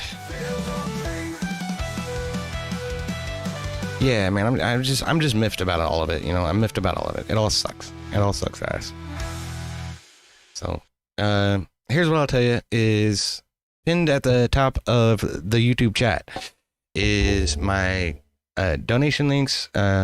Please donate if you can. And I'll go ahead and post this in the Kick chat as well. I neglect my Kick chat all too often. I'm sorry, you guys. I do love you over there, Kick. Kickers are awesome, but I don't get a lot of exposure on Kick though, and they kicked me out of their affiliate program, which is less than ideal. But it's something about taxes or some shit. And I'm like, for what? For fucking $120 a year? Like. Go fuck yourselves. But, what was I going to say here? There is one more thing I do want to review, I think. And let's do it on the fancy super duper awesome overlay.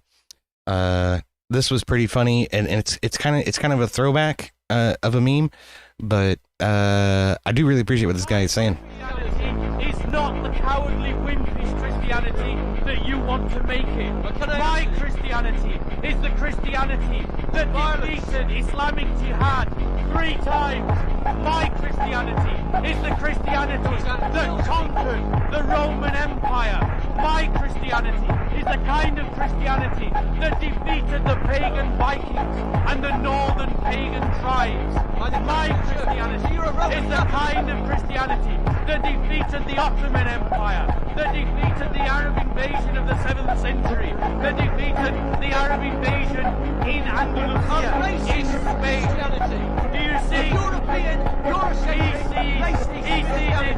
Oh no, this is where you're wrong, because the Ethiopian Christians who follow my kind of Christianity defeated the Muslim invasion from Somalia and Egypt.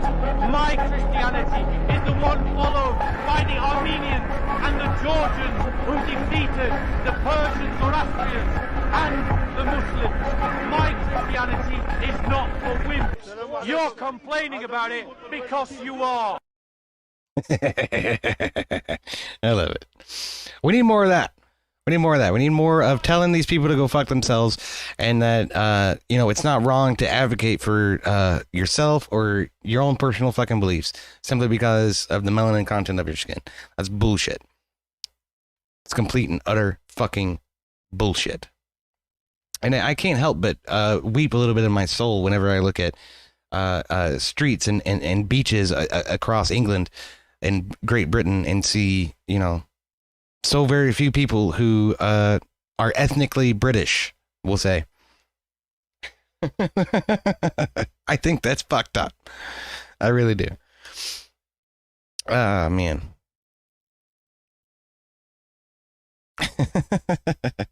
Y'all are complaining about being old men in the chat, I swear. Reminds me of my old man bladder. But I suppose that will end the political stuff that I had to talk about today. So now I'm going to frivolously engage in silly research of of Zelda. Oh man. And I said that I would come back from last time and have done some collection stuff, and I haven't done that yet. But I think we're going to have to set Twilight Princess aside, because I have another debate coming up on the 10th with Abe Dinkus, and I really need to start focusing on that, which I'm going to do, you know, in my spare time here, whatever little bit of spare time I have. But between preparing for DebateCon and doing all the moderating and hanging out with folks and showing up on panels and trying to do my own show every once in a while, I will have to find a way to sort of iterate what I think Abe Dinkus is going to try to talk about when he's trying to defend warrantless surveillance on Americans. He told me he had 6 pages of notes. Like, I'm kind of worried. Because I don't have 6 pages of notes yet. But hopefully a couple of hard days of doing some research will be enough to sort of fix that. But yeah. In the meantime, yeah, I think this is set, right? We are gonna just do a great big throwback to one of the classics. Okay, one of the perhaps in some people's minds, particularly those folks that are hanging out with me and my chat, their ideal Zelda, which would be the first one, right? The Legend of Zelda, the very first Legend of Zelda. Here it is. All right, we found it. Yeah, I believe that's it. I think. God, we'll find out. I've got about 9 different versions of this damn thing. Oh, no, don't do that. Okay, hold on a minute. I'll show you what I'm looking at.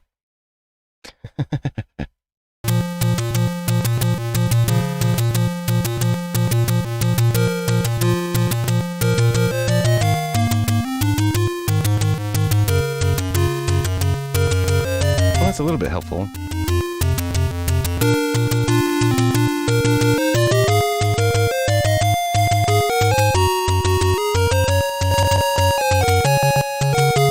I don't want it to stretch the damn screen, though. That's the problem I'm running into here. Okay, hold on a minute. I'm sorry, I haven't used this in a while. I guess that's my fault.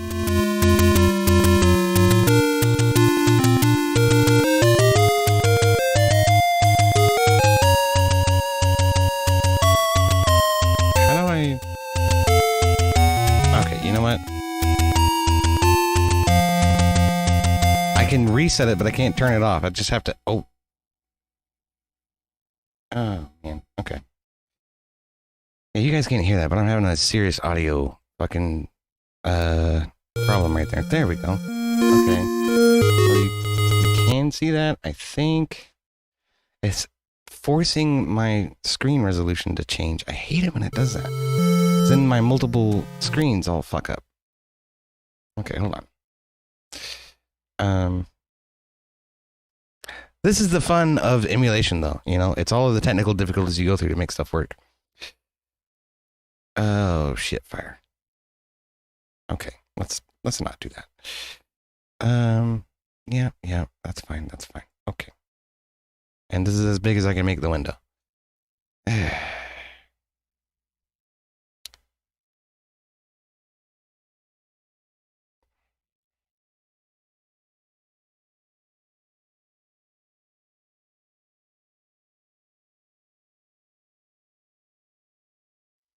Okay. Let's try that. Maybe that'll be a little bit more conducive. No, it's fucking stretched. I don't want it to be stretched.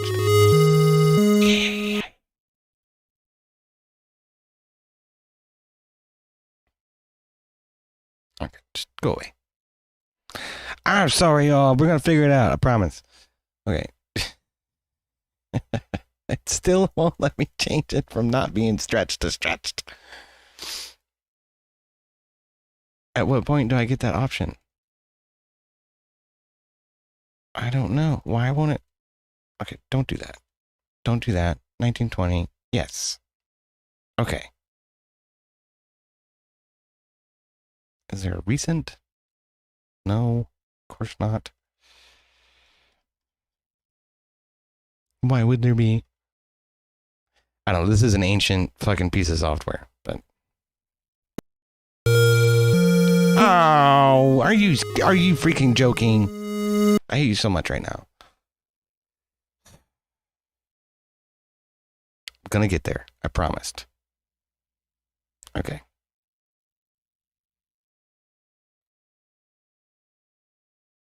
We're just gonna have to do it like this. That's gonna have to be good enough. All right. Also, the audio on this thing is like way too loud. It's a buffer. I don't want to change the sound driver. Okay. Just bring that down a little bit. Not quite that much. About there. That ought to do. Okay, great. Awesome. Awesome. Well, we just got a PayPal from I'm just gonna say Callum. Thank you so much, Callum. I do appreciate it. $5. He says, emulation is for kings. Looking forward to your nerd debate. Thank you so much, Callum. I do appreciate it. All right. And let me go in here and I can get rid of this and we can turn this back on. And there we are. Yeah. I mean, there I am, right? Okay. I'll just put that down there. That's fine. And we can move this over here. That'll work. That'll work. Yeah, thank you so much, Colin. I do appreciate the $5, brother. Cheers. Don't stress, man. We were keeping each other busy in the meantime. I'm sorry, yo. Please look up the manual for details. Yeah, no shit. You really need one. Okay.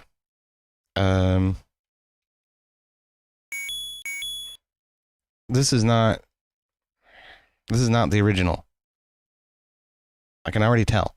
There was no elimination mode in the original. But, okay. Oh wait, what am I doing? That's okay, whatever. Y'all can know my first name. I'm telling y'all everybody's real first name, so that's my real first name. There you go.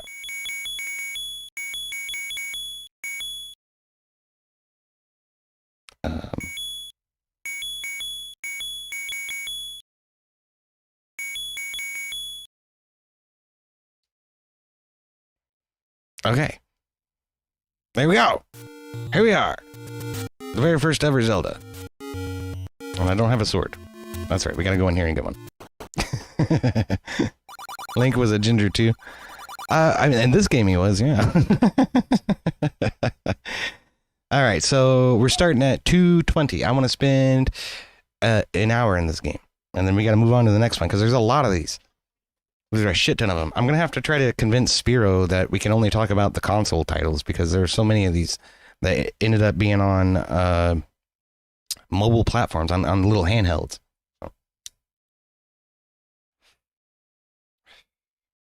Spiro says, my wife keeps making the joke, I should add blue dye to my beard on the 4th every year.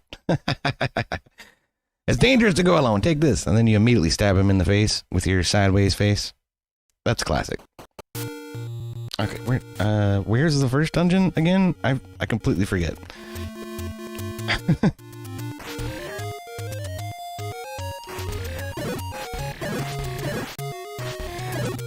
All right, well that was. I think it's over this way somewhere. I don't remember. I may need a guide. I'm gonna be honest. For a game that's as old as I am, how sad is that?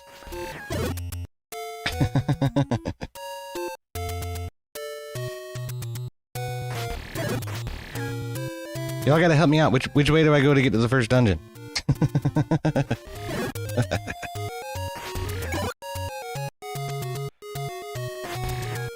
Come on, you little bastard. Alright. Lemonade says, I can't fathom playing the first title. It's so old and raw. When I was a kid, one of the things that actually got me into webmastering and building websites was I was part of a community called Zelda Classic. And, well, it was Armageddon Games, and their flagship I think they still distribute it. They're just not nearly as popular as they once were years ago. I mean, I was like 11, 12 years old when this happened. They've been at it for a long time. But what you could do is it would take this game engine. Yeah, there we go. With the menu and everything, and they turned it into a DOS program. You could make your own version of Zelda. Eventually, they ported that to Windows. And I used to make, and you could import like contemporary graphics and tile sets, and it gave you different layers that you could put stuff on, so you could parallax and overlay and shit like that. So one of my first websites that I ever built was for the Fubar Quest Creation team. Oh, sweet. Where we were a group of people that were part of that community, and we would get together and make Zelda games, essentially. So I remember this. I mean, I remember the technology of it all too well. I may not be super familiar with the title itself, but buy something, will ya? Don't I already have a shield? Yeah, I think so. I don't even have enough money for any of this shit. That sucks. All right. Well, we gotta go kill some more stuff, apparently. Oh no, we don't want to go in there. Nope. That's the desert. That's no good. I think we continue to go this way. Lemonade asks, do you still work as a web dev? I do not, unfortunately. AI has sort of ransacked my industry, and because I don't have AI expert on my resume, it's kind of hard to get a job. So, I know at least one other person who's part of our community that's run into the same sort of thing. So, the fact that I won't rely on AI to write my code is a problem. Because people with suits don't give a shit about code quality or readability or troubleshootability or anything like that. What they care about is time. Because time is money, and the less time that I spend working on something, the less they have to pay me. That's the thought process, anyway. Most of my positions were salary, I'm gonna be honest, but that's neither here nor there. The guy can shoot diagonally? That's crap. That should not be possible. Give me this money. Alright, I'm getting the hell out of here. Spiro loves AI, true story. Yep, exactly. Oh, fuck you. I think those guys have to land before I can hit them. I'm pretty sure. And we've been here already. Where the hell is that first dungeon? I thought it was in this part of the map somewhere. Maybe a little bit north of here. But then we run into the fairy fountain, so we need to go north on this screen, but then that takes me into the desert. Right? Yeah. Pretty sure. Nope. Fuck all you guys, I'm leaving. That's the fairy fountain. Okay. Right, let's go. And it's a little bit unruly because I'm having to play with the joystick instead of the D-pad. I don't like that. I wanted to use the D-pad. The simulator does not support that, though.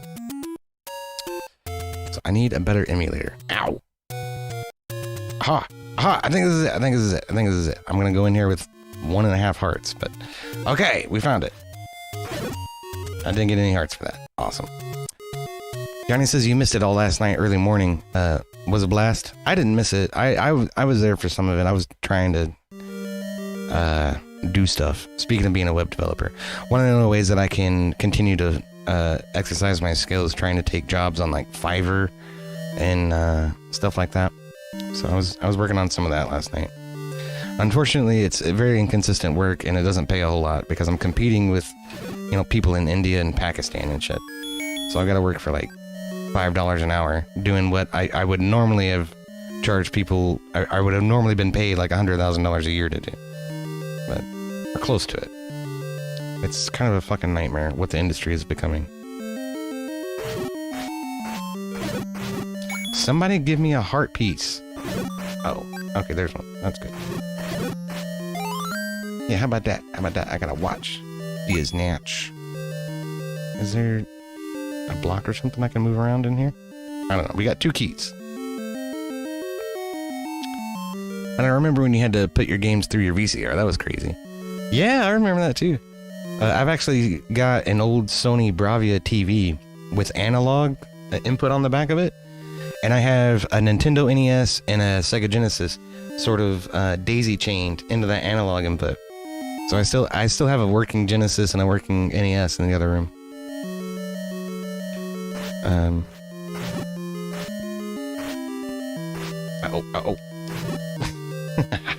Not today, Satan. All right.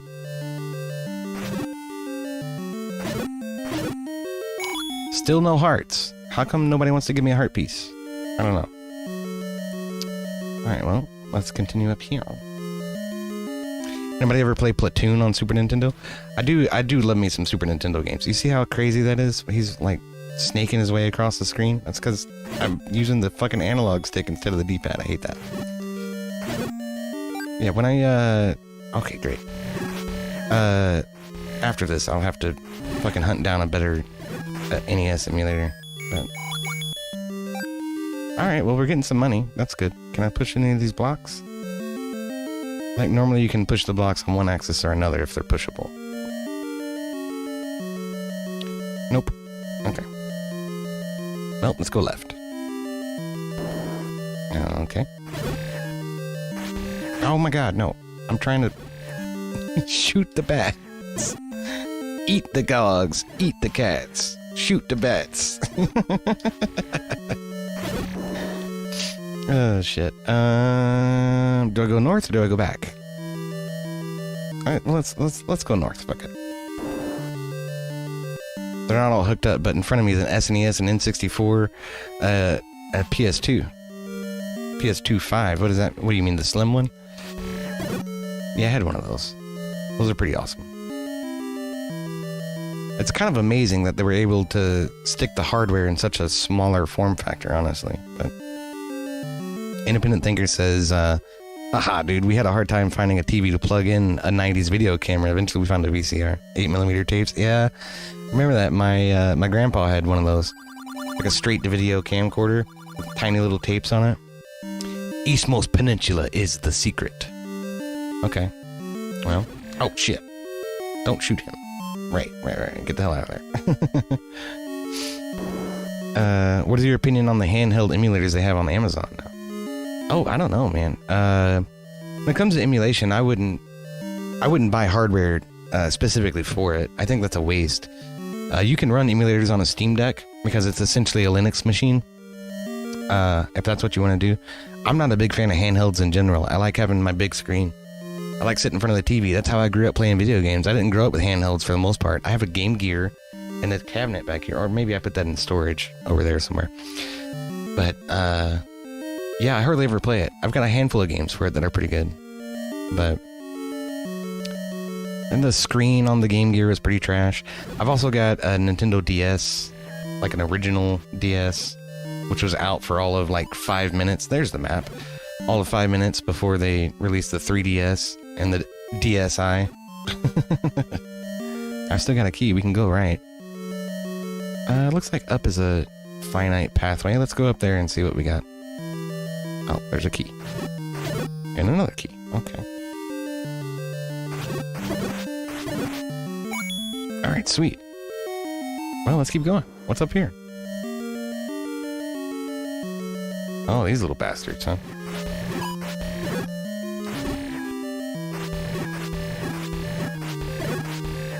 Oh, shit. Alright. Cool.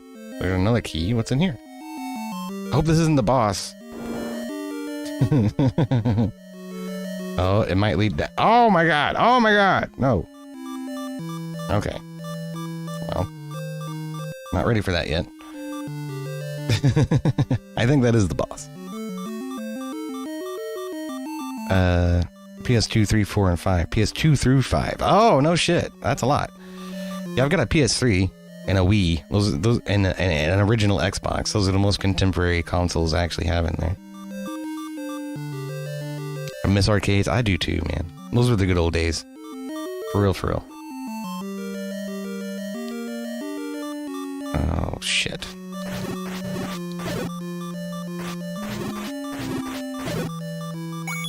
Somebody give me a heart. Oh, Oh no, I'm gonna die. I'm gonna die. I'm gonna die. This is gonna be bad.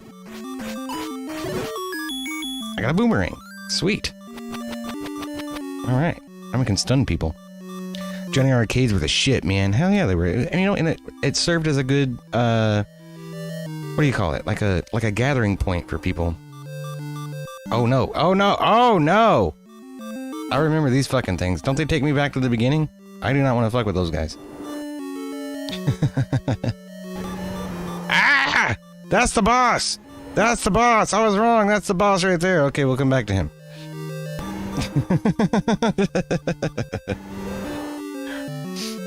I have a GameCube, but I don't know where it is, says Bandit.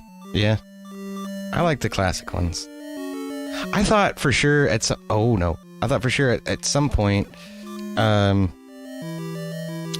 they would become worth something, you know, but they're still really not worth a lot. Like, you might be able to get 50 or 60 bucks for, like, this game, because it's in super high demand and people love to play it and think about it, but... Just run through. Okay, great. Okay. I don't know what's down here, but I'm pretty sure this is how we get in. Yep. It's a bow and arrow! Awesome! Oh no, oh no, oh no. Oh no! Ah! Don't touch me! Fucking bats. Oh, they're so wily. There, I got you. Okay. Yeah. Oh, are you fucking kidding? I got one. Okay, how about this one? Oh, of course. He stopped just in time. Okay, there we go. Awesome. So I got the bow and arrow. Now, things were so limited on this console, they had to use rupees to represent your ammunition. So, I'll stick to my... Oh, shit. I'll stick to my, my boomerang for the time being. I really need to find somebody to give me a heart. Like, this is bad. I can't go face the boss with half a heart. This is no good. And there I go. I'm dead now. At least we know where the first dungeon is. Oh, look. Did it save my progress? It did! Awesome. I want the bow. How do I equip the bow? I don't know. I'm hitting select and that start. I'm moving the stick around. How do I select the bow? I'm so confused.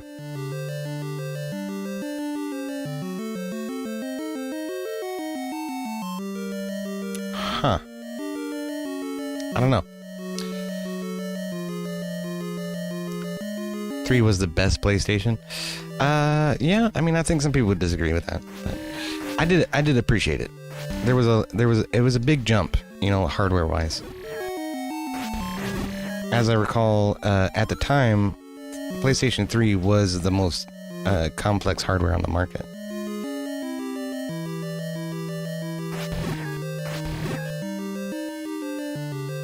Alright, well, if I can get to the boss without any real problems, maybe we can at least finish this dungeon.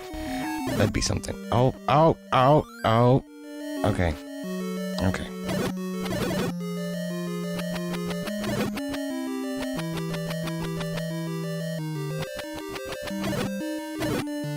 Killed every damn one of those bats, and nobody gave me nothing.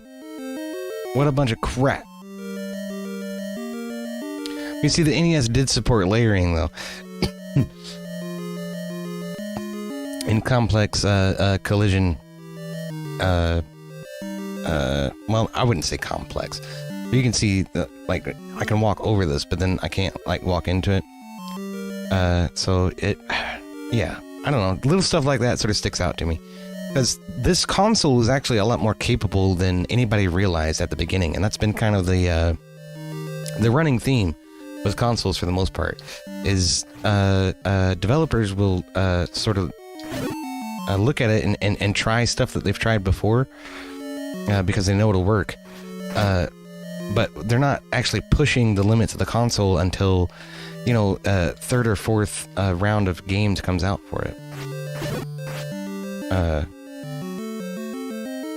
here we go. This way. Hey, what's up, Amigad? Good to see you. Happy Friday, man. Hells yeah. I'm continuing my first-hand research here. We're just trying to get to the boss and kill him. I don't know if I'm gonna be able to survive or not. I keep losing health on the way. This is bad. Oh no! Did I get him? I did. Awesome. Yeah, you'll just stay there. I love the Ace Combat games. Very arcadey, but fun games for sure. Usually like flight or driving, I prefer something that's a little more... That's not gonna do any good. I prefer something that's a little more... Oh my god, point in the direction that I'm pointing you! What do I have to do here? Punch him right in the face. And then somehow not get hit by that crap? I have to have full health. That's the only way I'm gonna be able to fucking do that. Ace Combat, I forgot, bro. That was awesome. It was a good game, man.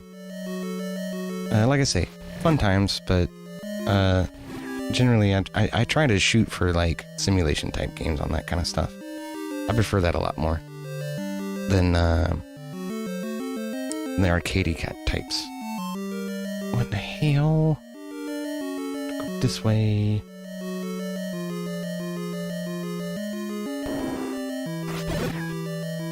Let me out of here. Okay.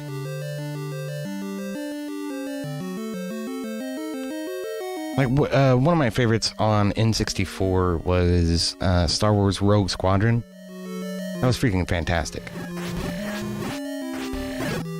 And you could... What really set it apart for me was the fact that you could fly inside of the cockpit of the plane. Okay, here we go. Now I can fucking be back here and hit you.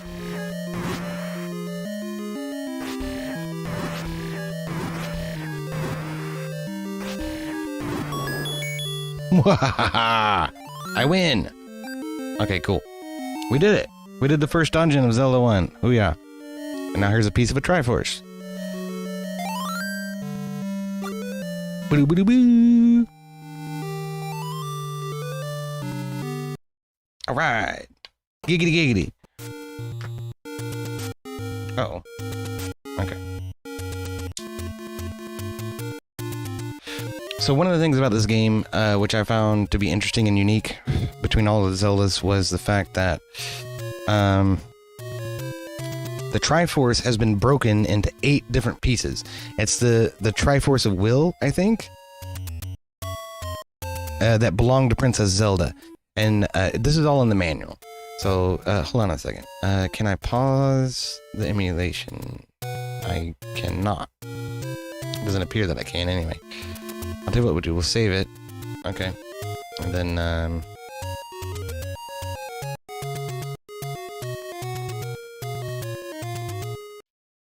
oh.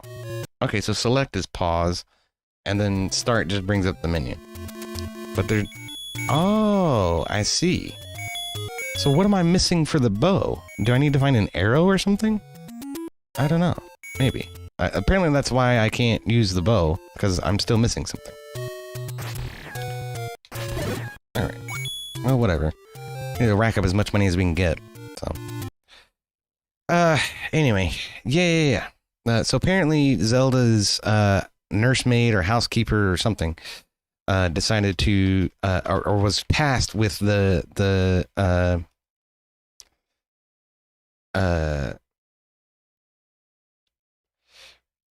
yeah, there we go.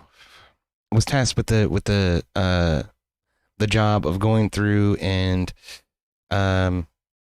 hiding all of Princess Zelda's Triforce pieces somewhere. So let's see.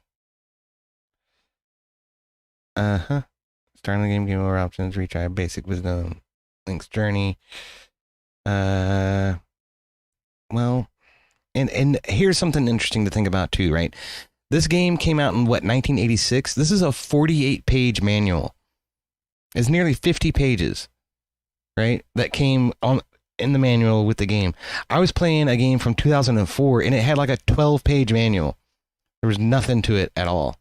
But Okay, so yeah, you do have to get a wooden arrow before I can actually use the bow and arrow. That's why that doesn't work.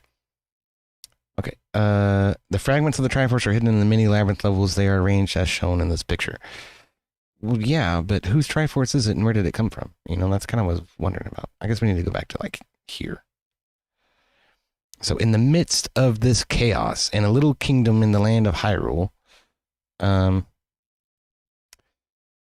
a legend was being handed down from generation to generation, the legend of the Triforce, golden triangles possessing mystical powers. One day, an evil army attacked this peaceful little kingdom and stole the Triforce of power. This army was led by Ganon, the powerful Prince of Darkness, who sought to plunge the world into fear and darkness under his rule. Fearing his wicked rule, Zelda, the princess of the kingdom, split up the Triforce of Wisdom, yeah, it was the Wisdom one, I thought so, into 8 fragments and hid them throughout the realm to save the last remaining Triforce from the clutches of the evil Ganon. What happened to the other one? There's a Triforce of Courage, Power, and Wisdom, I think, is what they are. So, at the same time, she commanded her most trustworthy nursemaid, Impa, that's where Impa comes from, interesting, to secretly escape to into the land and go find a man with enough courage to destroy the evil Ganon. Upon hearing this, Ganon grew angry, imprisoned the princess, and sent out a party in search of Impa. Braving forests and mountains, Impa fled for her life from her pursuers. As she reached the very limit of her energy, she found herself surrounded by Ganon's evil henchmen. Cornered, what could she do? But wait! All was not lost. A young lad appeared. He skillfully drove off Ganon's henchmen and saved Impa from a fate worse than death. His name was Link. During his travels, he had come across Impa and Ganon's henchmen. Impa told Link the whole story of the Princess Zelda and the evil Ganon. Burning with a sense of justice, Link resolved to save Zelda, but Ganon was a powerful opponent. He held the Triforce of Power. Okay, Ganon holds the Triforce of Power. Yeah, and so in order to fight off Ganon, Link had to bring the scattered 8 fragments of the Triforce of Wisdom together to rebuild the magical triangle. If he couldn't do this, there would be no chance Link could fight his way into Death Mountain where Ganon lived. Can Link really destroy Ganon and save the princess? Only your skill can answer that question. Good luck. Use the Triforce wisely. So there you go. That's a little overview of the actual story of the game right there. And yeah, I mean, there's so much actual information in here. Instead of having stupid tutorial levels and annoying little things that fucking chirp on your shoulder for the whole game, it's all right here. Everything you really need to know, right? And instead of having to go onto the internet and look up like a wiki that tells you everything, it's all here in the manual, every little bit of it. So very different kind of culture compared to today, for sure. Big throwbacks. Okay, I saved the state. Maybe we'll come back to that later, but that's going to do it for that one. So we need to move on. I don't even know if this one is even worth considering, but there was a sequel to the first game released on NES, which performed abysmally because, well, one of the trends that they started with this game was sort of pushing boundaries and subverting expectations and trying to figure out what was possible, not only with the series, but with the console, with the hardware that was available. And that's Link 2, or Zelda 2, The Adventure of Link, right? So this one was like a side-scrolling title that was released on original Nintendo.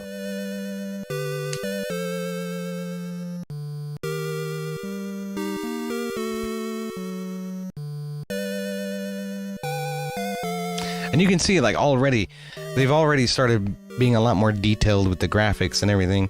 But this is a side-scrolling title, so it's actually a lot different than most of these games.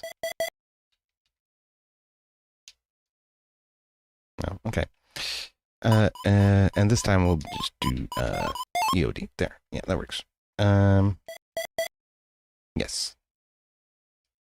All right, let's go. Oh shit, is that Zelda? Wake up! It looks like he's throwing like Castlevania daggers rather than a sword. I mean... And I think that was part of the problem with this game, is it didn't really know what its identity was at the time.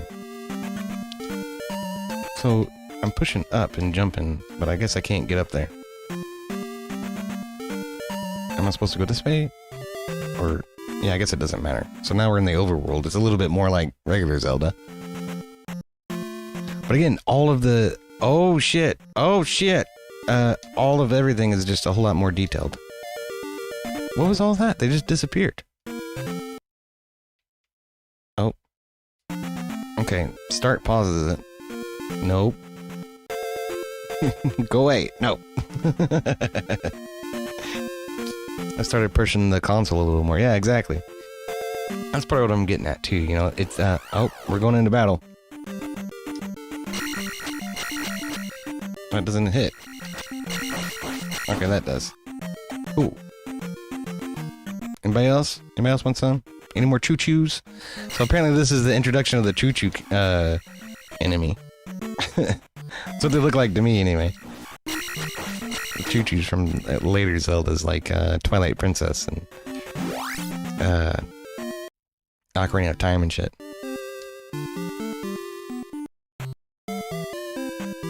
What is this? These look like graphical errors. This may be a bad copy of the game.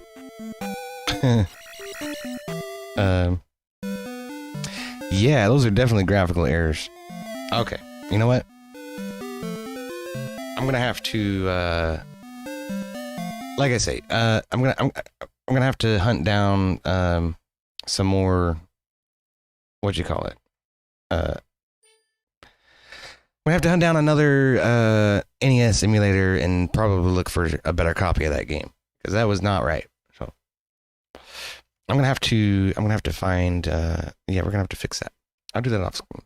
But was the cartridge gold? The original LOZ cartridge was gold. But the Zelda 2 cartridge, I don't think was. Oh no, it was. Apparently. Yeah, so they were both gold. So that was something that's unique about this game. Nintendo held it in such high regard, the series itself, that this was the only game that had a gold cartridge, as far as I'm aware. Was Zelda. So that's pretty cool. And I was showing off my copy of Twilight Princess the other day. They actually printed the disc for Wii in gold, and you could get gold editions of Ocarina of Time and stuff, so that remained a long-standing tradition for a long while. But okay. So that does it for that one. So we're doing a speed run right now. We're going through all of the early 2D Zeldas. So I have Beast Nest for NES stuff, and I think this one will allow me to full screen without having to do anything stupid. There it is. Is it going to be stupid, or are you going to do it right? That's the question. It looks like it's doing it right. All right.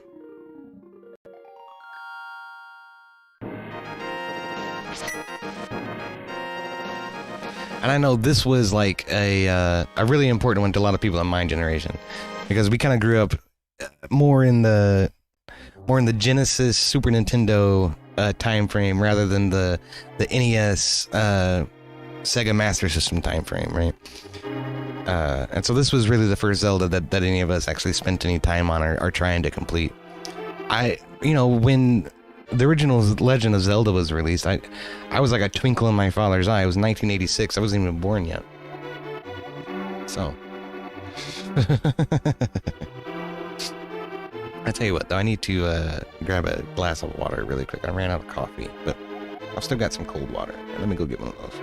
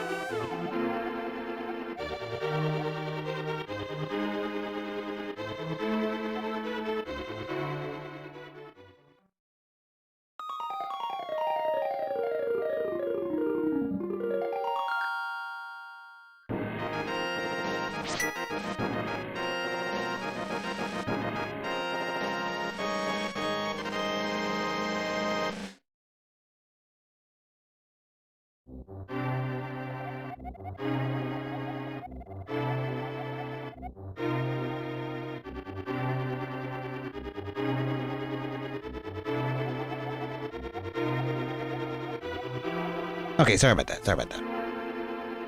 We've seen this already. Is my controller configured? Apparently not. Okay. Here, let's just unload the game for now. And then I'll go into input. There we go. Port 1, gamepad. Yep, okay. So with this, I can use, my hat keys. Awesome. So that's what I'm going to do.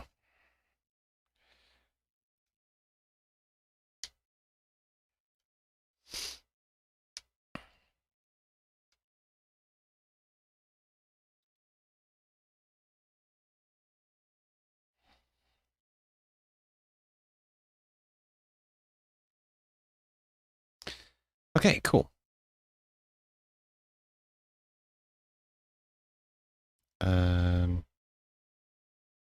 Oh, that's interesting. So, load data. This should work. Oh, and I'm thinking I can lose focus on the emulator and it'll still work. That's cool. Normally that's a problem for most emulators.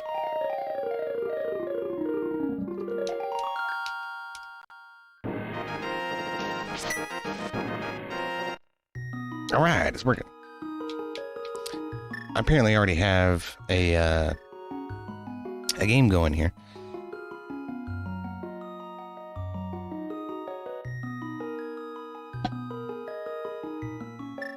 As I recall, though, the beginning of this game is really good. So, let's do a new one.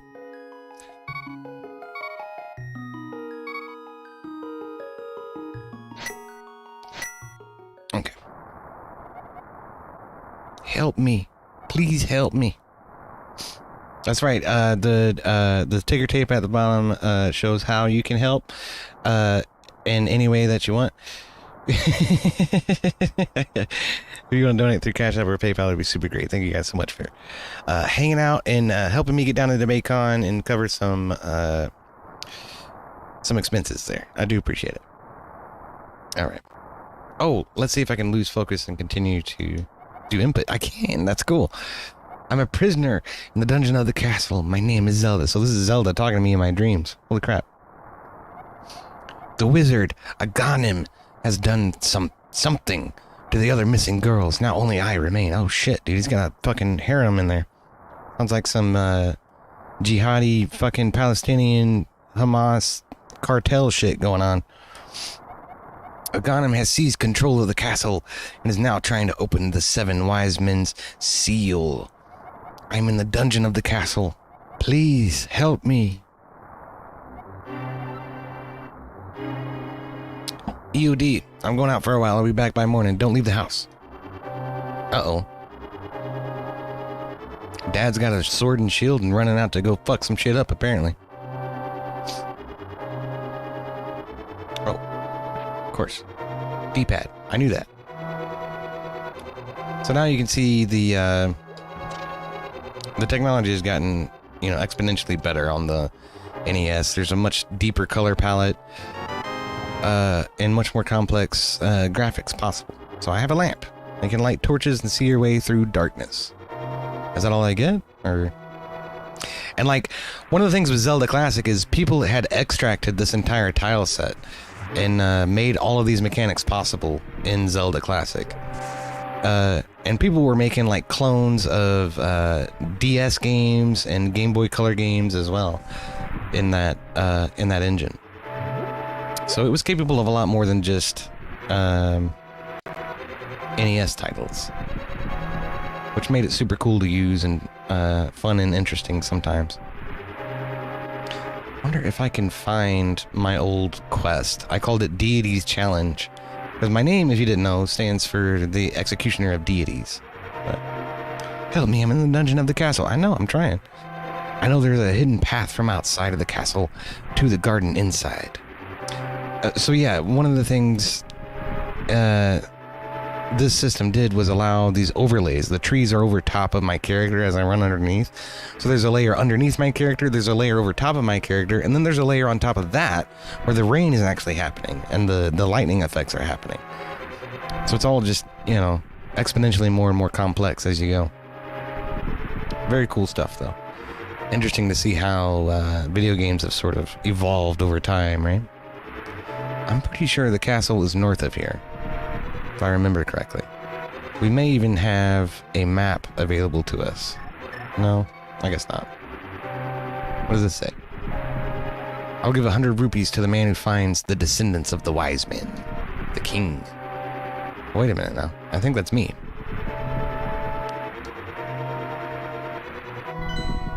Oh, there's the map. Okay, yeah. So here we are. That's the castle, for sure. There's the whole map. Yeah. They just reveal it to you right out of the gate. There's no fog of war or anything here. That's that's kind of funny.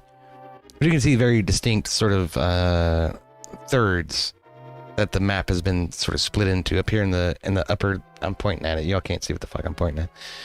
Up here in the upper left is like the Lost Woods, and then there's a desert section over here. There's a little town over here. I think this is Kakariko Village. Another desert section down here. Water temples down here. So in this Zelda, this is really where a lot of the tropes that seem to be continuously iterated upon in all the 3D Zeldas were really established, was right here in this game. So I think this one is actually a really strong contender in my mind for one of the most important Zelda games ever made, because it established a lot of what we still sort of see being iterated over and over again in every single game. So if I'm correct, this will get me down into the dungeon of the castle.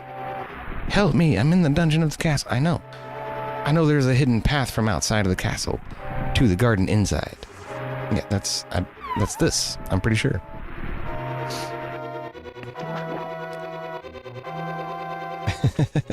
'78 and '73, you guys are ancient, I swear. There's my dad. Oh shit. EOD, I didn't want you involved in this. I told you not to leave the house. Yeah, well, you know, kids never listen. Take my sword and shield and listen. You can focus power in the blade, hold the B button, then release it. The secret technique handed down by our people. So, I've been playing a lot of, what's it called? Twilight Princess, right? No. Pause doesn't work. I think there's something I can do to pause the game. I thought there was. That's right there. All right. So in Twilight Princess, there are these secret sword techniques that you can learn. And there's a little process to it, but it's carrying on this tradition of having some sort of secret technique that nobody else knows for Link in how to wield a sword. So again, there's like so many tropes. I remember the first time that I played this game, I had actually already played and beaten Ocarina of Time like twice. And I came back and I played this game. I'm like, there's so much similar here. There's so much about Ocarina of Time that actually came out of this game right here, which is really kind of cool to think about. But the water temple, the desert temple, the Dodongos, so on and so forth. There are Dodongos in the original Zelda a little bit later on, like the 6th and 7th dungeon, I think, is where you first encountered them. Maybe the 5th one. But Bandit says, I think that was delayed. That is supposed to happen halfway down the trail or at the bridge. What was delayed? Oh, the message from Zelda? Yeah, maybe. I need to hit the start button. Good advice. All right. Tools, run mode, normal. All right. Release using the secret technique handed down by our people. EOD, you can do it. Save the princess. Zelda is your... And then my dad's dead. I'm like, he doesn't even care. All right. So instead of having the sword sort of shoot, you have this nice little secret technique where you can do a spin attack. So, and again, that's something else that carried over into Ocarina of Time and every iterative Zelda since.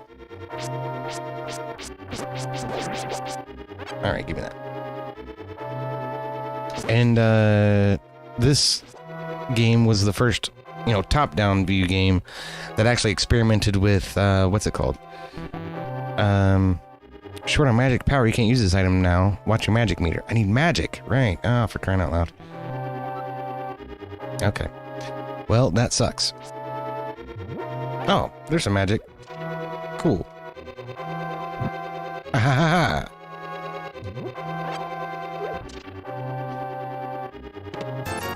Oh, I got 5 rupees. All right, sweet. Bible Adventures 91, created by Wisdom Tree. That game did not want Mary and Joseph to succeed. Super difficult. Yeah, some of the old NES games were unnecessarily difficult, in my opinion. But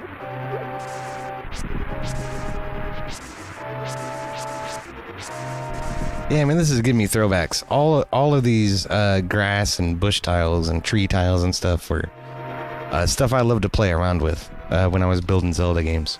This is one of my favorite tile sets. That's what we called the graphics, was tile sets. And I can show you what a sprite tile set looks like here in a minute. But it basically takes every image that you see in the game as an independent image and mashes it all together into what's called a sprite sheet. And then, oh fuck, the engine will select individual tiles from the sprite sheet to display wherever you want to put them. Whether it's a tree or a bush or grass or what have you. Okay. Oh shit. Oh, I guess I have to kill these guys, really. I'm just trying to get into the castle, I think. Let me in there.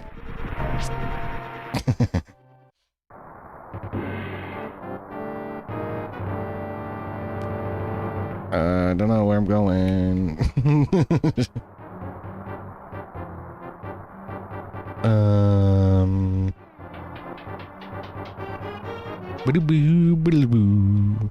Uh-oh. Uh-oh. Uh-oh. Nope. See you guys later. Alright. This is the throne room. Here's the king. I could petition the king for help. I thought. I guess not.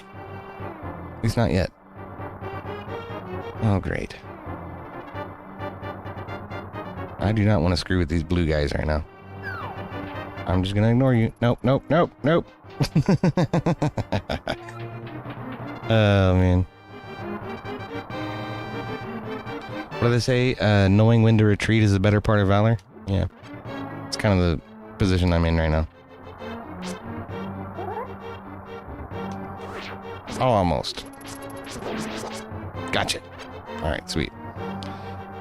We can go down. I don't know if there's any point in that, though. And, like, yeah, you can see more of the layering here, which is really cool. That was mind-blowing at the time, because everything was pretty much on the same layer on the NES, no matter what you did. Oh, shit! I'll deal with them later. Hopefully when I find some other kind of weapon to fucking wield here. Where am I trying to go?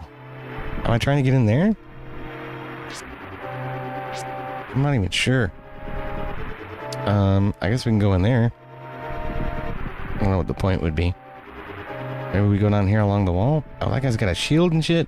I don't want to fuck with him.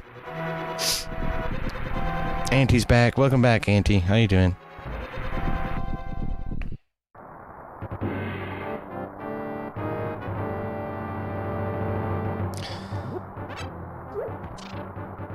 Yeah, I found that. I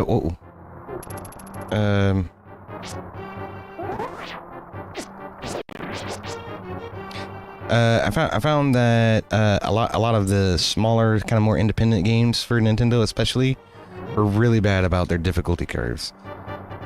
Stuff published by Nintendo wasn't so bad at it, but some of the indie games were just abysmal. Like Dr. Hyde, or Jekyll and Hyde. There was a Jekyll and Hyde game.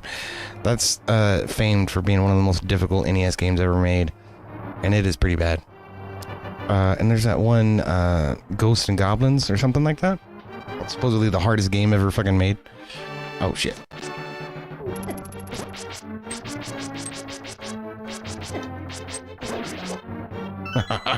Gotcha. Alright, open sesame. I got a map. Press X. Okay. Great. Here we are. Okay. So we've pretty well explored the first and second floor. Now we need to head down deeper into the basement and hopefully find Zelda, I guess. And then save her, maybe? Be a short game if that's the case. Alright, we can't move this statue. So, down we go. Yes, continue. Boo-boo. Doo-doo, boo-boo, boo-boo. Oh. How come he can walk through me, but I can't walk through him? That's bullshit. Alright, sorry. Oh, man. Gotcha, bitch. Uh-oh. Uh-oh. Nope. Nope. No. No. Oh, shit. Oh, he killed me. I died. Shit. Yeah, I guess we'll save and continue.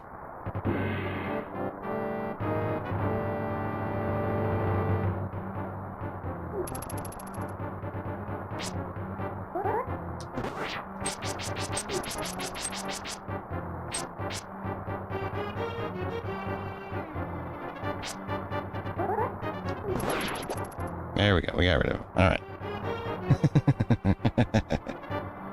You ever played a game called Populous for PS1? I've heard of Populous. I thought, wasn't that like sort of like a Civilization 1 kind of clone? I thought so, but I could be wrong about that. PS1 had some great iconic titles on it too, man. That was an important part of gaming history for sure. But can these guys see me up here? Maybe they can. I don't know.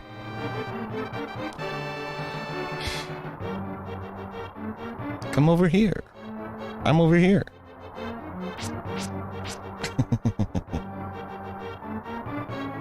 I do not want to fight these dudes. I'm not excited about that. Here, let's try this.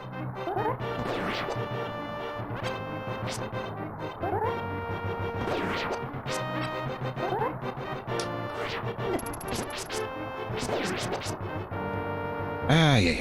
Okay. I took half a heart. That sucks. Italy will be happy when he gets the magic circles that come out of the sword. Yeah, for sure, man. It helps if you face them when you swing the sword. I know! Shut up. when you're holding the button down, he can't change what direction he's facing, so... How did that not work? Oh. I swear. Just go away.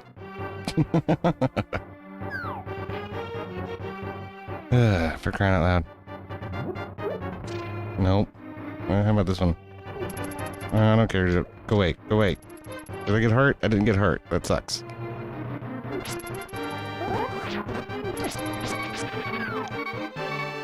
I'm gonna die again from the same guy.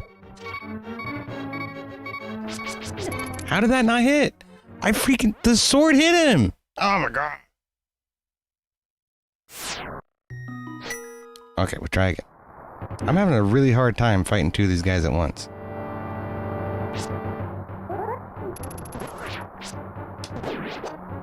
Okay, cool.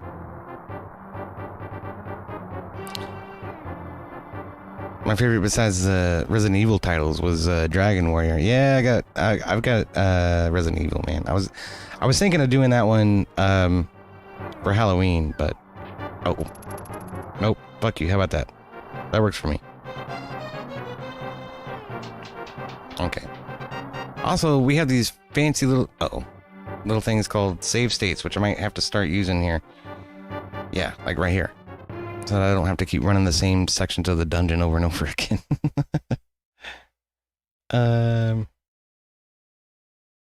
There we go. Perfect. Like, that's something that I think contemporary gamers are not familiar with. Oh, shit.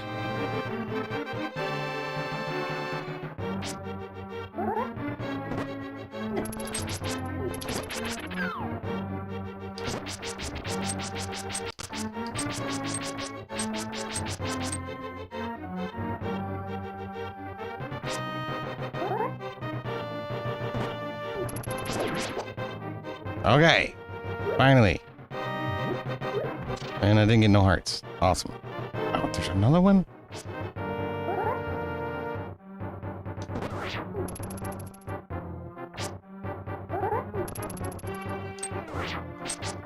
How is he blocking that? I swear, there's no rhyme or reason to why stuff hits and why it doesn't sometimes.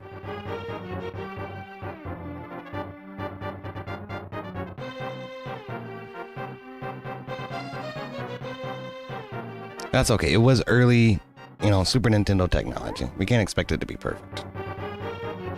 What can you do? Excuse me.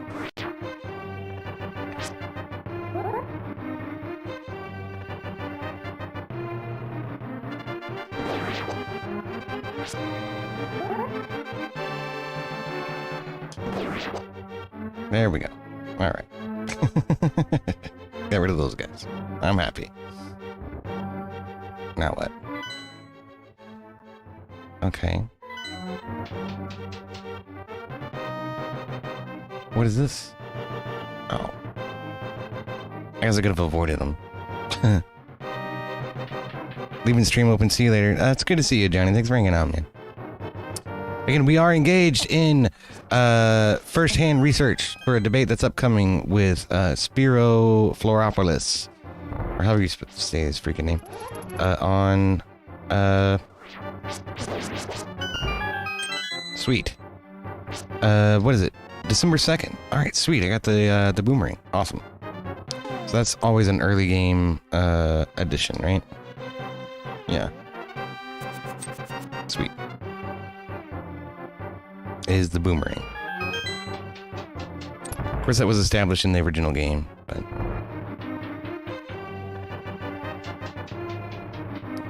Dragon Warrior was turn-based Zelda on PS1? Hell yeah. Dragon Warrior was pretty cool, I remember that. I do like some turn-based games. Like, I was into Final Fantasy 7 and 10 were my two favorite Final Fantasies. And I found a really cool game called Lord of the Rings: The Third Age, which is kind of based on the Final Fantasy X engine. It seems like it is very similar to Final Fantasy X. Oh, fuck me. What is that? What am I supposed to do with that? That was the wrong button. Does this work? Yes.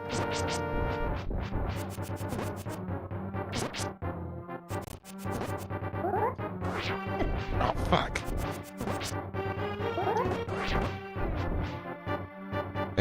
Does he die? Or is he just freaking invincible?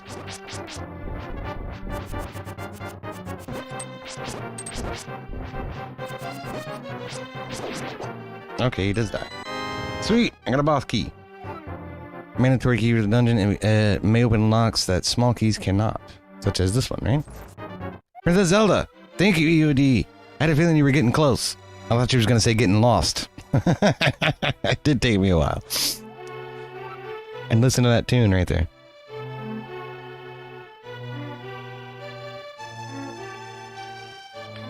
Every time after this game that we encounter Zelda, this is the song that plays. That was established in this game right here. So that's a pivotal moment for the series. I fear the worst for my father. The wizard is an inhuman fiend with strong magical powers. Do you understand? No, repeat that. Listen carefully. Which I did not last time. The wizard is magically controlling all the soldiers in the castle. I fear the worst for my father. The wizard is an inhuman fiend with strong magical powers. Alright, let's get out of here before the wizard notices. I know a secret path, but first, we have to go to the first floor. Let's go. Okay, to the first floor. I got $5. Alright, sweet.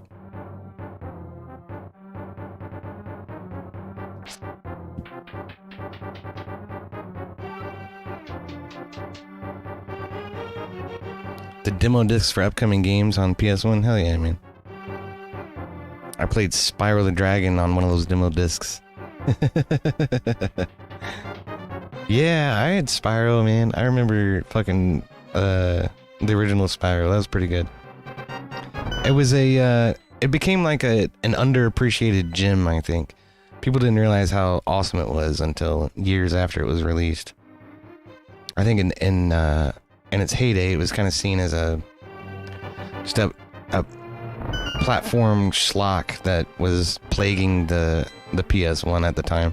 Because there was all kinds of people trying to replicate Super Mario's success with their own little lovable cartoon characters.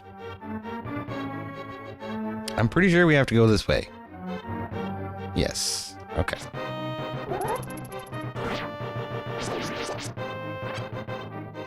Alright, sweet.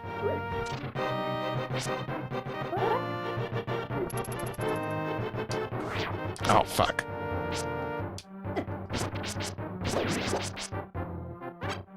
Hopefully Zelda cannot die. That would be great.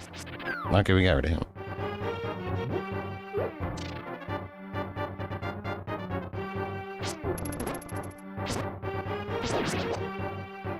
Alright, sweet. Oh, this guy again. Alright, we're good. Bandit says, don't go for every jar. When you have full health, you're wasting spares, and then when you have none when you need them. Yeah, well, whatever. I missed a shortcut. I'm sure I did. There's probably better ways to do all of this stuff. Wait. I bet if we go the other way, it's not gonna fucking matter, is it? There's still gonna be a bunch of fucking jackasses over there.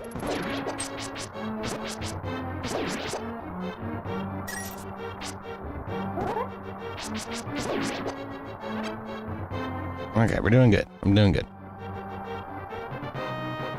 Boom, boom, boom, boom. Boom. Aren't we on the first floor? Yeah. So tell me where to go, silly bitch. Okay, secret passage in the throne room that leads to the sanctuary. I'm sure the old man there will help us. Okay, into the throne room, into the sanctuary. Gotcha. There's 2 guards in here that I don't really want to mess with. Let's just not mess with them. Okay. Is this it? The ornamental shelf should open. Do you have a light?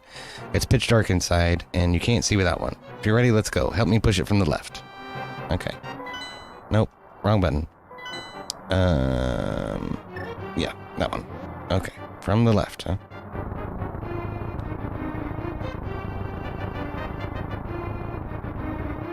There we go. In we go.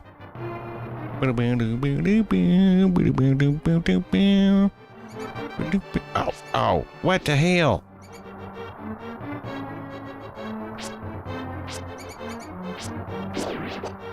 Okay.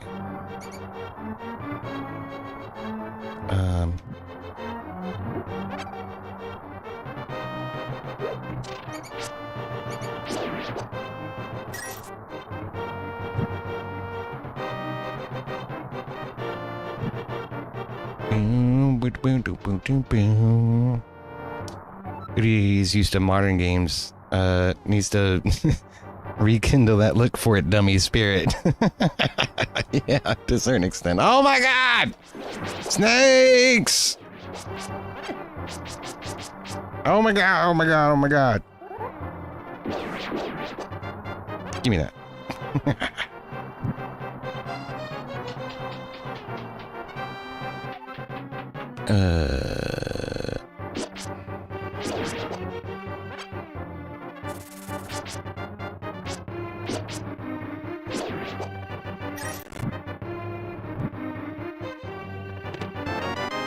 Sweet. Got a key.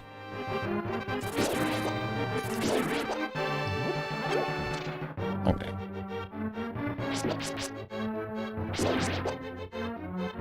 Sweet.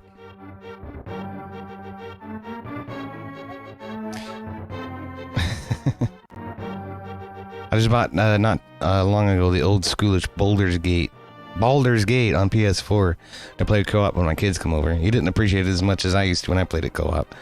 Yeah, Baldur's Gate is something that takes some getting used to. I've got the original Baldur's Gate somewhere in one of my PC games, but I think GOG. I think I have it on goodoldgames.com, which is great because my computer it is running Windows 7 and I can't communicate with Steam servers anymore. So any more games that I buy, I'm gonna have to buy through GOG, and they're gonna have to be compatible with Windows 7.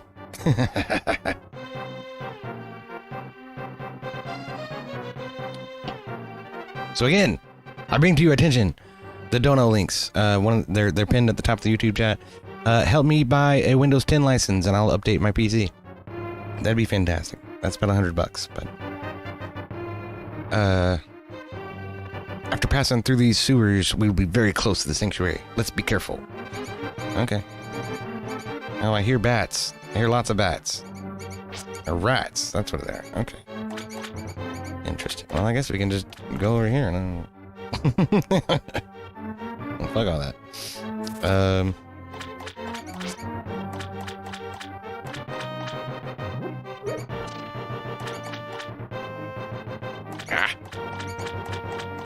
There we go. Okay. Oh, you little bastard. Oh, okay. Alright, let's go.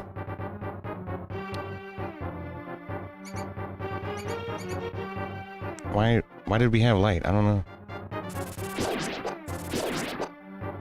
I don't have a key. One of the rats carrying a key? I don't know.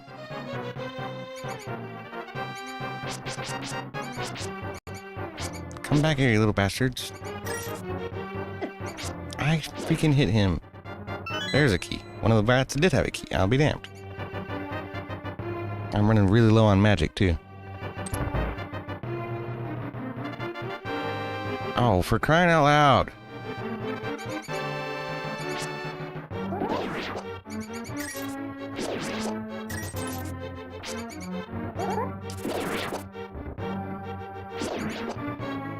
A lot of places for bombs in here, but I don't have any bombs yet.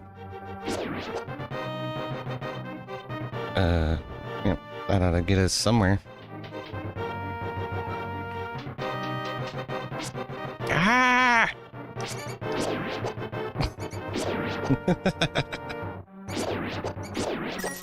Y'all really need to hire an exterminator.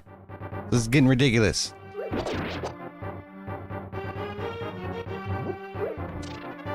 I remember pots being a very important weapon in this game.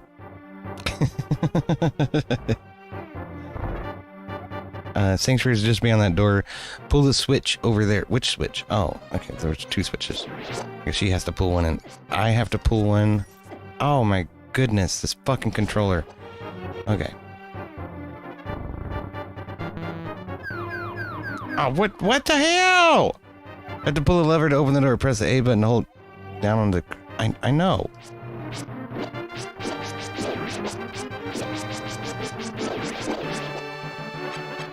Okay, cool. We got our hearts back. Ow, and there goes another one. Crying out loud.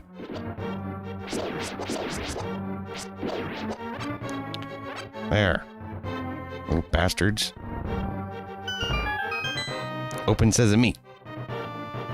Wrong lever? No, apparently so. Alright, who made it? Princess Zelda, you are safe. Is this your doing, EOD? Yep, I saved her. That's me. Give me some money. That's called foreshadowing for a backtrack. You mean the bombs? Yeah. I figured as much. I remember that being a big part of this game, too. There's like the light world and the dark world. There's a lot of backtracking and reusing a lot of the same areas. They did a very good job at maximizing everything that they put into this game. Whereas today, a lot of things feel like an afterthought, you know, or something that they were like, well, I guess since our competitor did this, we have to do it too. But this game, everything was very purposeful. Like I say, it defined a lot of tropes that continue on in Zelda games today. So, yes, it was EOD who helped me escape from the dungeon when I was held captive by the wizard. When I was held captive, the wizard said, once I have finished with you, the final one, the seal of the wise men will open. EOD, you must not let the land of Hyrule fall into the wizard's clutches. If he releases the seal of the 7 wise men, evil power will overwhelm this land. Before that happens, before it's too late, destroy the wizard before he destroys all of Hyrule. You can do it. You can. And like this plays into an argument I'm having with what's his face? Avarice. Avarice keeps telling me this is a simp game. This is about saving the princess. Clearly not. The very first thing you do in this game is save the princess. That's not what the game is about. The game is about saving the world, man. It's about a battle between good and evil. It's about the triumph of righteousness over, hedonism. There's nothing more based than that. Okay? That's the fucking reality. But of course, people are gonna see the fact that it's, it's about a fucking princess and tell lies about it, just like Democrats always fucking do. I'm just kidding. Avarice is not a Democrat. I sense that a majority of evil force, a mighty evil force, guides the wizard's actions and augments his magical power. The only weapon potent enough to defeat the wizard is the legendary Master Sword. It is said that the village elder is a descendant of one of the 7 wise men. Maybe he can tell you more. I will mark his house on your map, but watch your every move. I am certain that the castle soldiers will be looking for you now. I will hide Princess Zelda here. Do not worry. Seek the elder. Do you understand? Yes, I get it. Prior says, you aren't wrong, but you have to help her a lot. Well, like I say, the primary purpose of the game is to save the world, not to save Princess Zelda necessarily. That's just part and parcel to what you're accomplishing. By saving the world, you're also helping Princess Zelda. So, UOD, be careful out there. I know you can save Hyrule. That's right. I certainly can. And where did we take Princess Zelda? Right? Straight to a church. Stained glass windows, pews. This is a Christian church, if I've ever seen one. So, that's one thing that they ended up taking out of Zelda was religious iconography.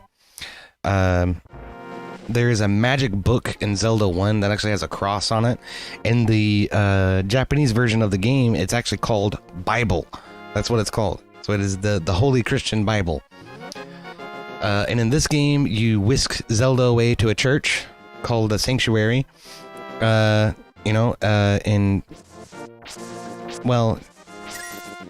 Ocarina of Time, you get the mirror shield that has the Muslim crescent moon on it, but let's not talk about that one. That one doesn't matter as much anymore. But, oh no, you go away. You leave me alone. No. Go away. No, you are trapped in the garden. Okay. This guy's house is supposed to be marked on my map. Okay, there it is. It's over in Kakariko Village. I think we can get there. It's not too far.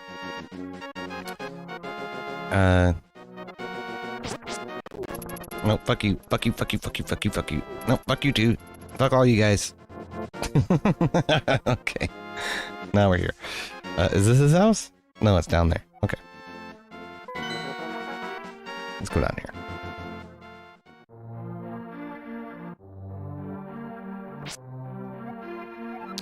Wanted. This criminal who kidnapped Zelda. Call a soldier if you see him. Dun, dun, dun. I believe it's this house. Always cut all the grass. That's right. You get rupees and hearts that way. Who? Oh, it's you, EOD. What can I do for you, young man? The elder? Oh, no one has seen him since the wizard began collecting victims. Victims? Good lord. A what? Master Sword? Well, I don't remember the details exactly, but long ago, a prosperous people known as the Hylia inhabited this land. Legends tell of many treasures that the Hylia hid throughout the land. The Master Sword, a mighty blade forged against those with evil hearts, is one of them. People say that now it is sleeping deep in the forest. Ah. Okay. Yep, I get it. Anyway, look for the elder. There must be someone in the village who knows where he is. You take care now. Alright, cool. What's in here? Anything? No?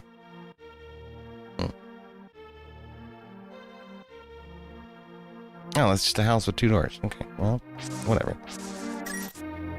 I got $56. Look at that shit. I'm rich.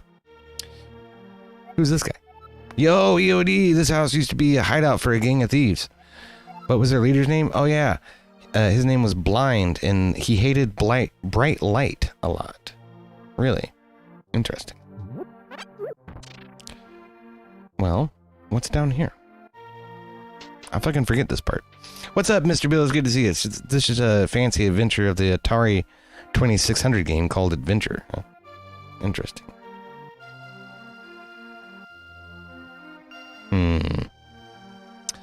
Anytime I enter a room that has more than one chest, I am immediately suspicious. Oh, I can't open any of these because I can't get to the bottom of them. That's curious.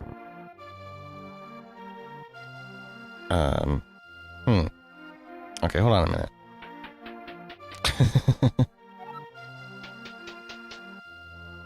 Can I get, like, some magic? That's really what I need. Shit. All right. EOD sounds like the name of a fine microbrew. Well, I appreciate the thought.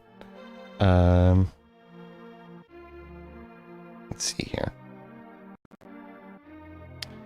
Maybe I can push this one down twice? No. I can't push it back either. Awesome. Okay, maybe I'll push this one over there. Yeah. And then I can push this one down there. Yeah. And then we can push this one down there. And then I can push this one over there. Look at that. Alright. Got some money. Then we can get this. Alright. And then get this. Alright. You know, all kinds of money. You give me the money. That's right. Sweet. Okay. Well, I don't have any bombs. I still don't have any bombs. I'm gonna get some bombs somewhere. Also, I think this game introduced the idea of the heart pieces, which is another thing that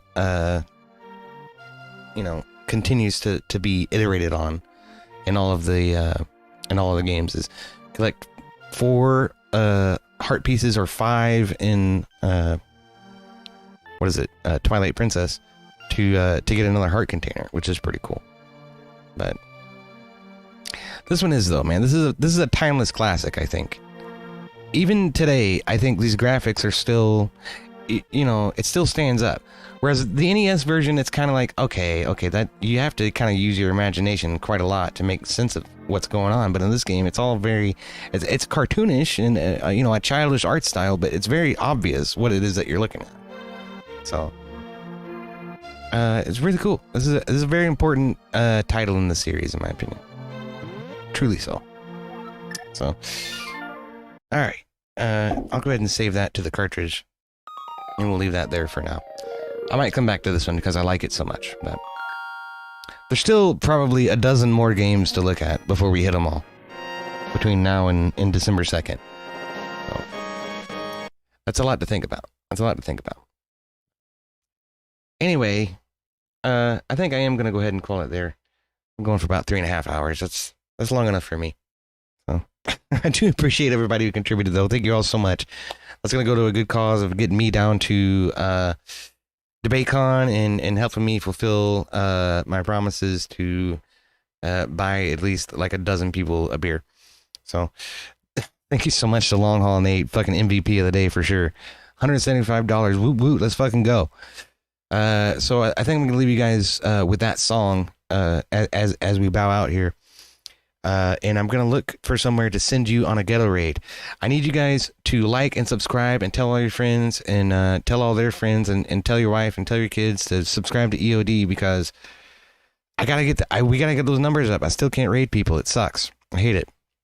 But I'll tell you what we are gonna do is we're gonna head over and hang out with Chris Lestrange. Chris Lestrange he's a good people. I do appreciate his company. He's kind of a funny guy. Good South African gentleman. He likes his particular variation of jerky, so give him some shit about South African jerky and tell him who sent you.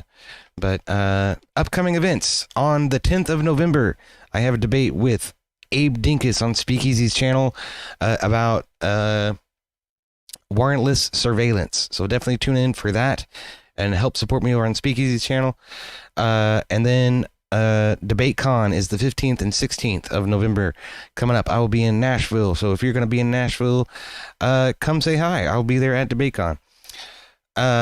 Also, on December 2nd is the Spiro debate over Zelda, and so that should be a whole lot of fun. So keep an eye out for that. Mark your calendars. We'll be hanging out and doing that. That is also on Speakeasy's channel. But for now, I'm going to leave you guys with this based-ass trucker theme for Long Haul Nate. And I got to switch my loopy video over to the 80s version. Hold on a second. Let me do that really quick. And then we'll do that for an outro. And y'all go say hi to Chris Lestrange. Tell him who sent you. EOD got a raid. EOD got a raid. Let's fucking do it. And I'll see you guys on the next one, man. Thank you all so much for hanging out. And yeah, I'll see. I'll probably be here tomorrow at some point. So keep an eye out for me. I'll talk to y'all later. Cheers, man. Oh, man. Okay.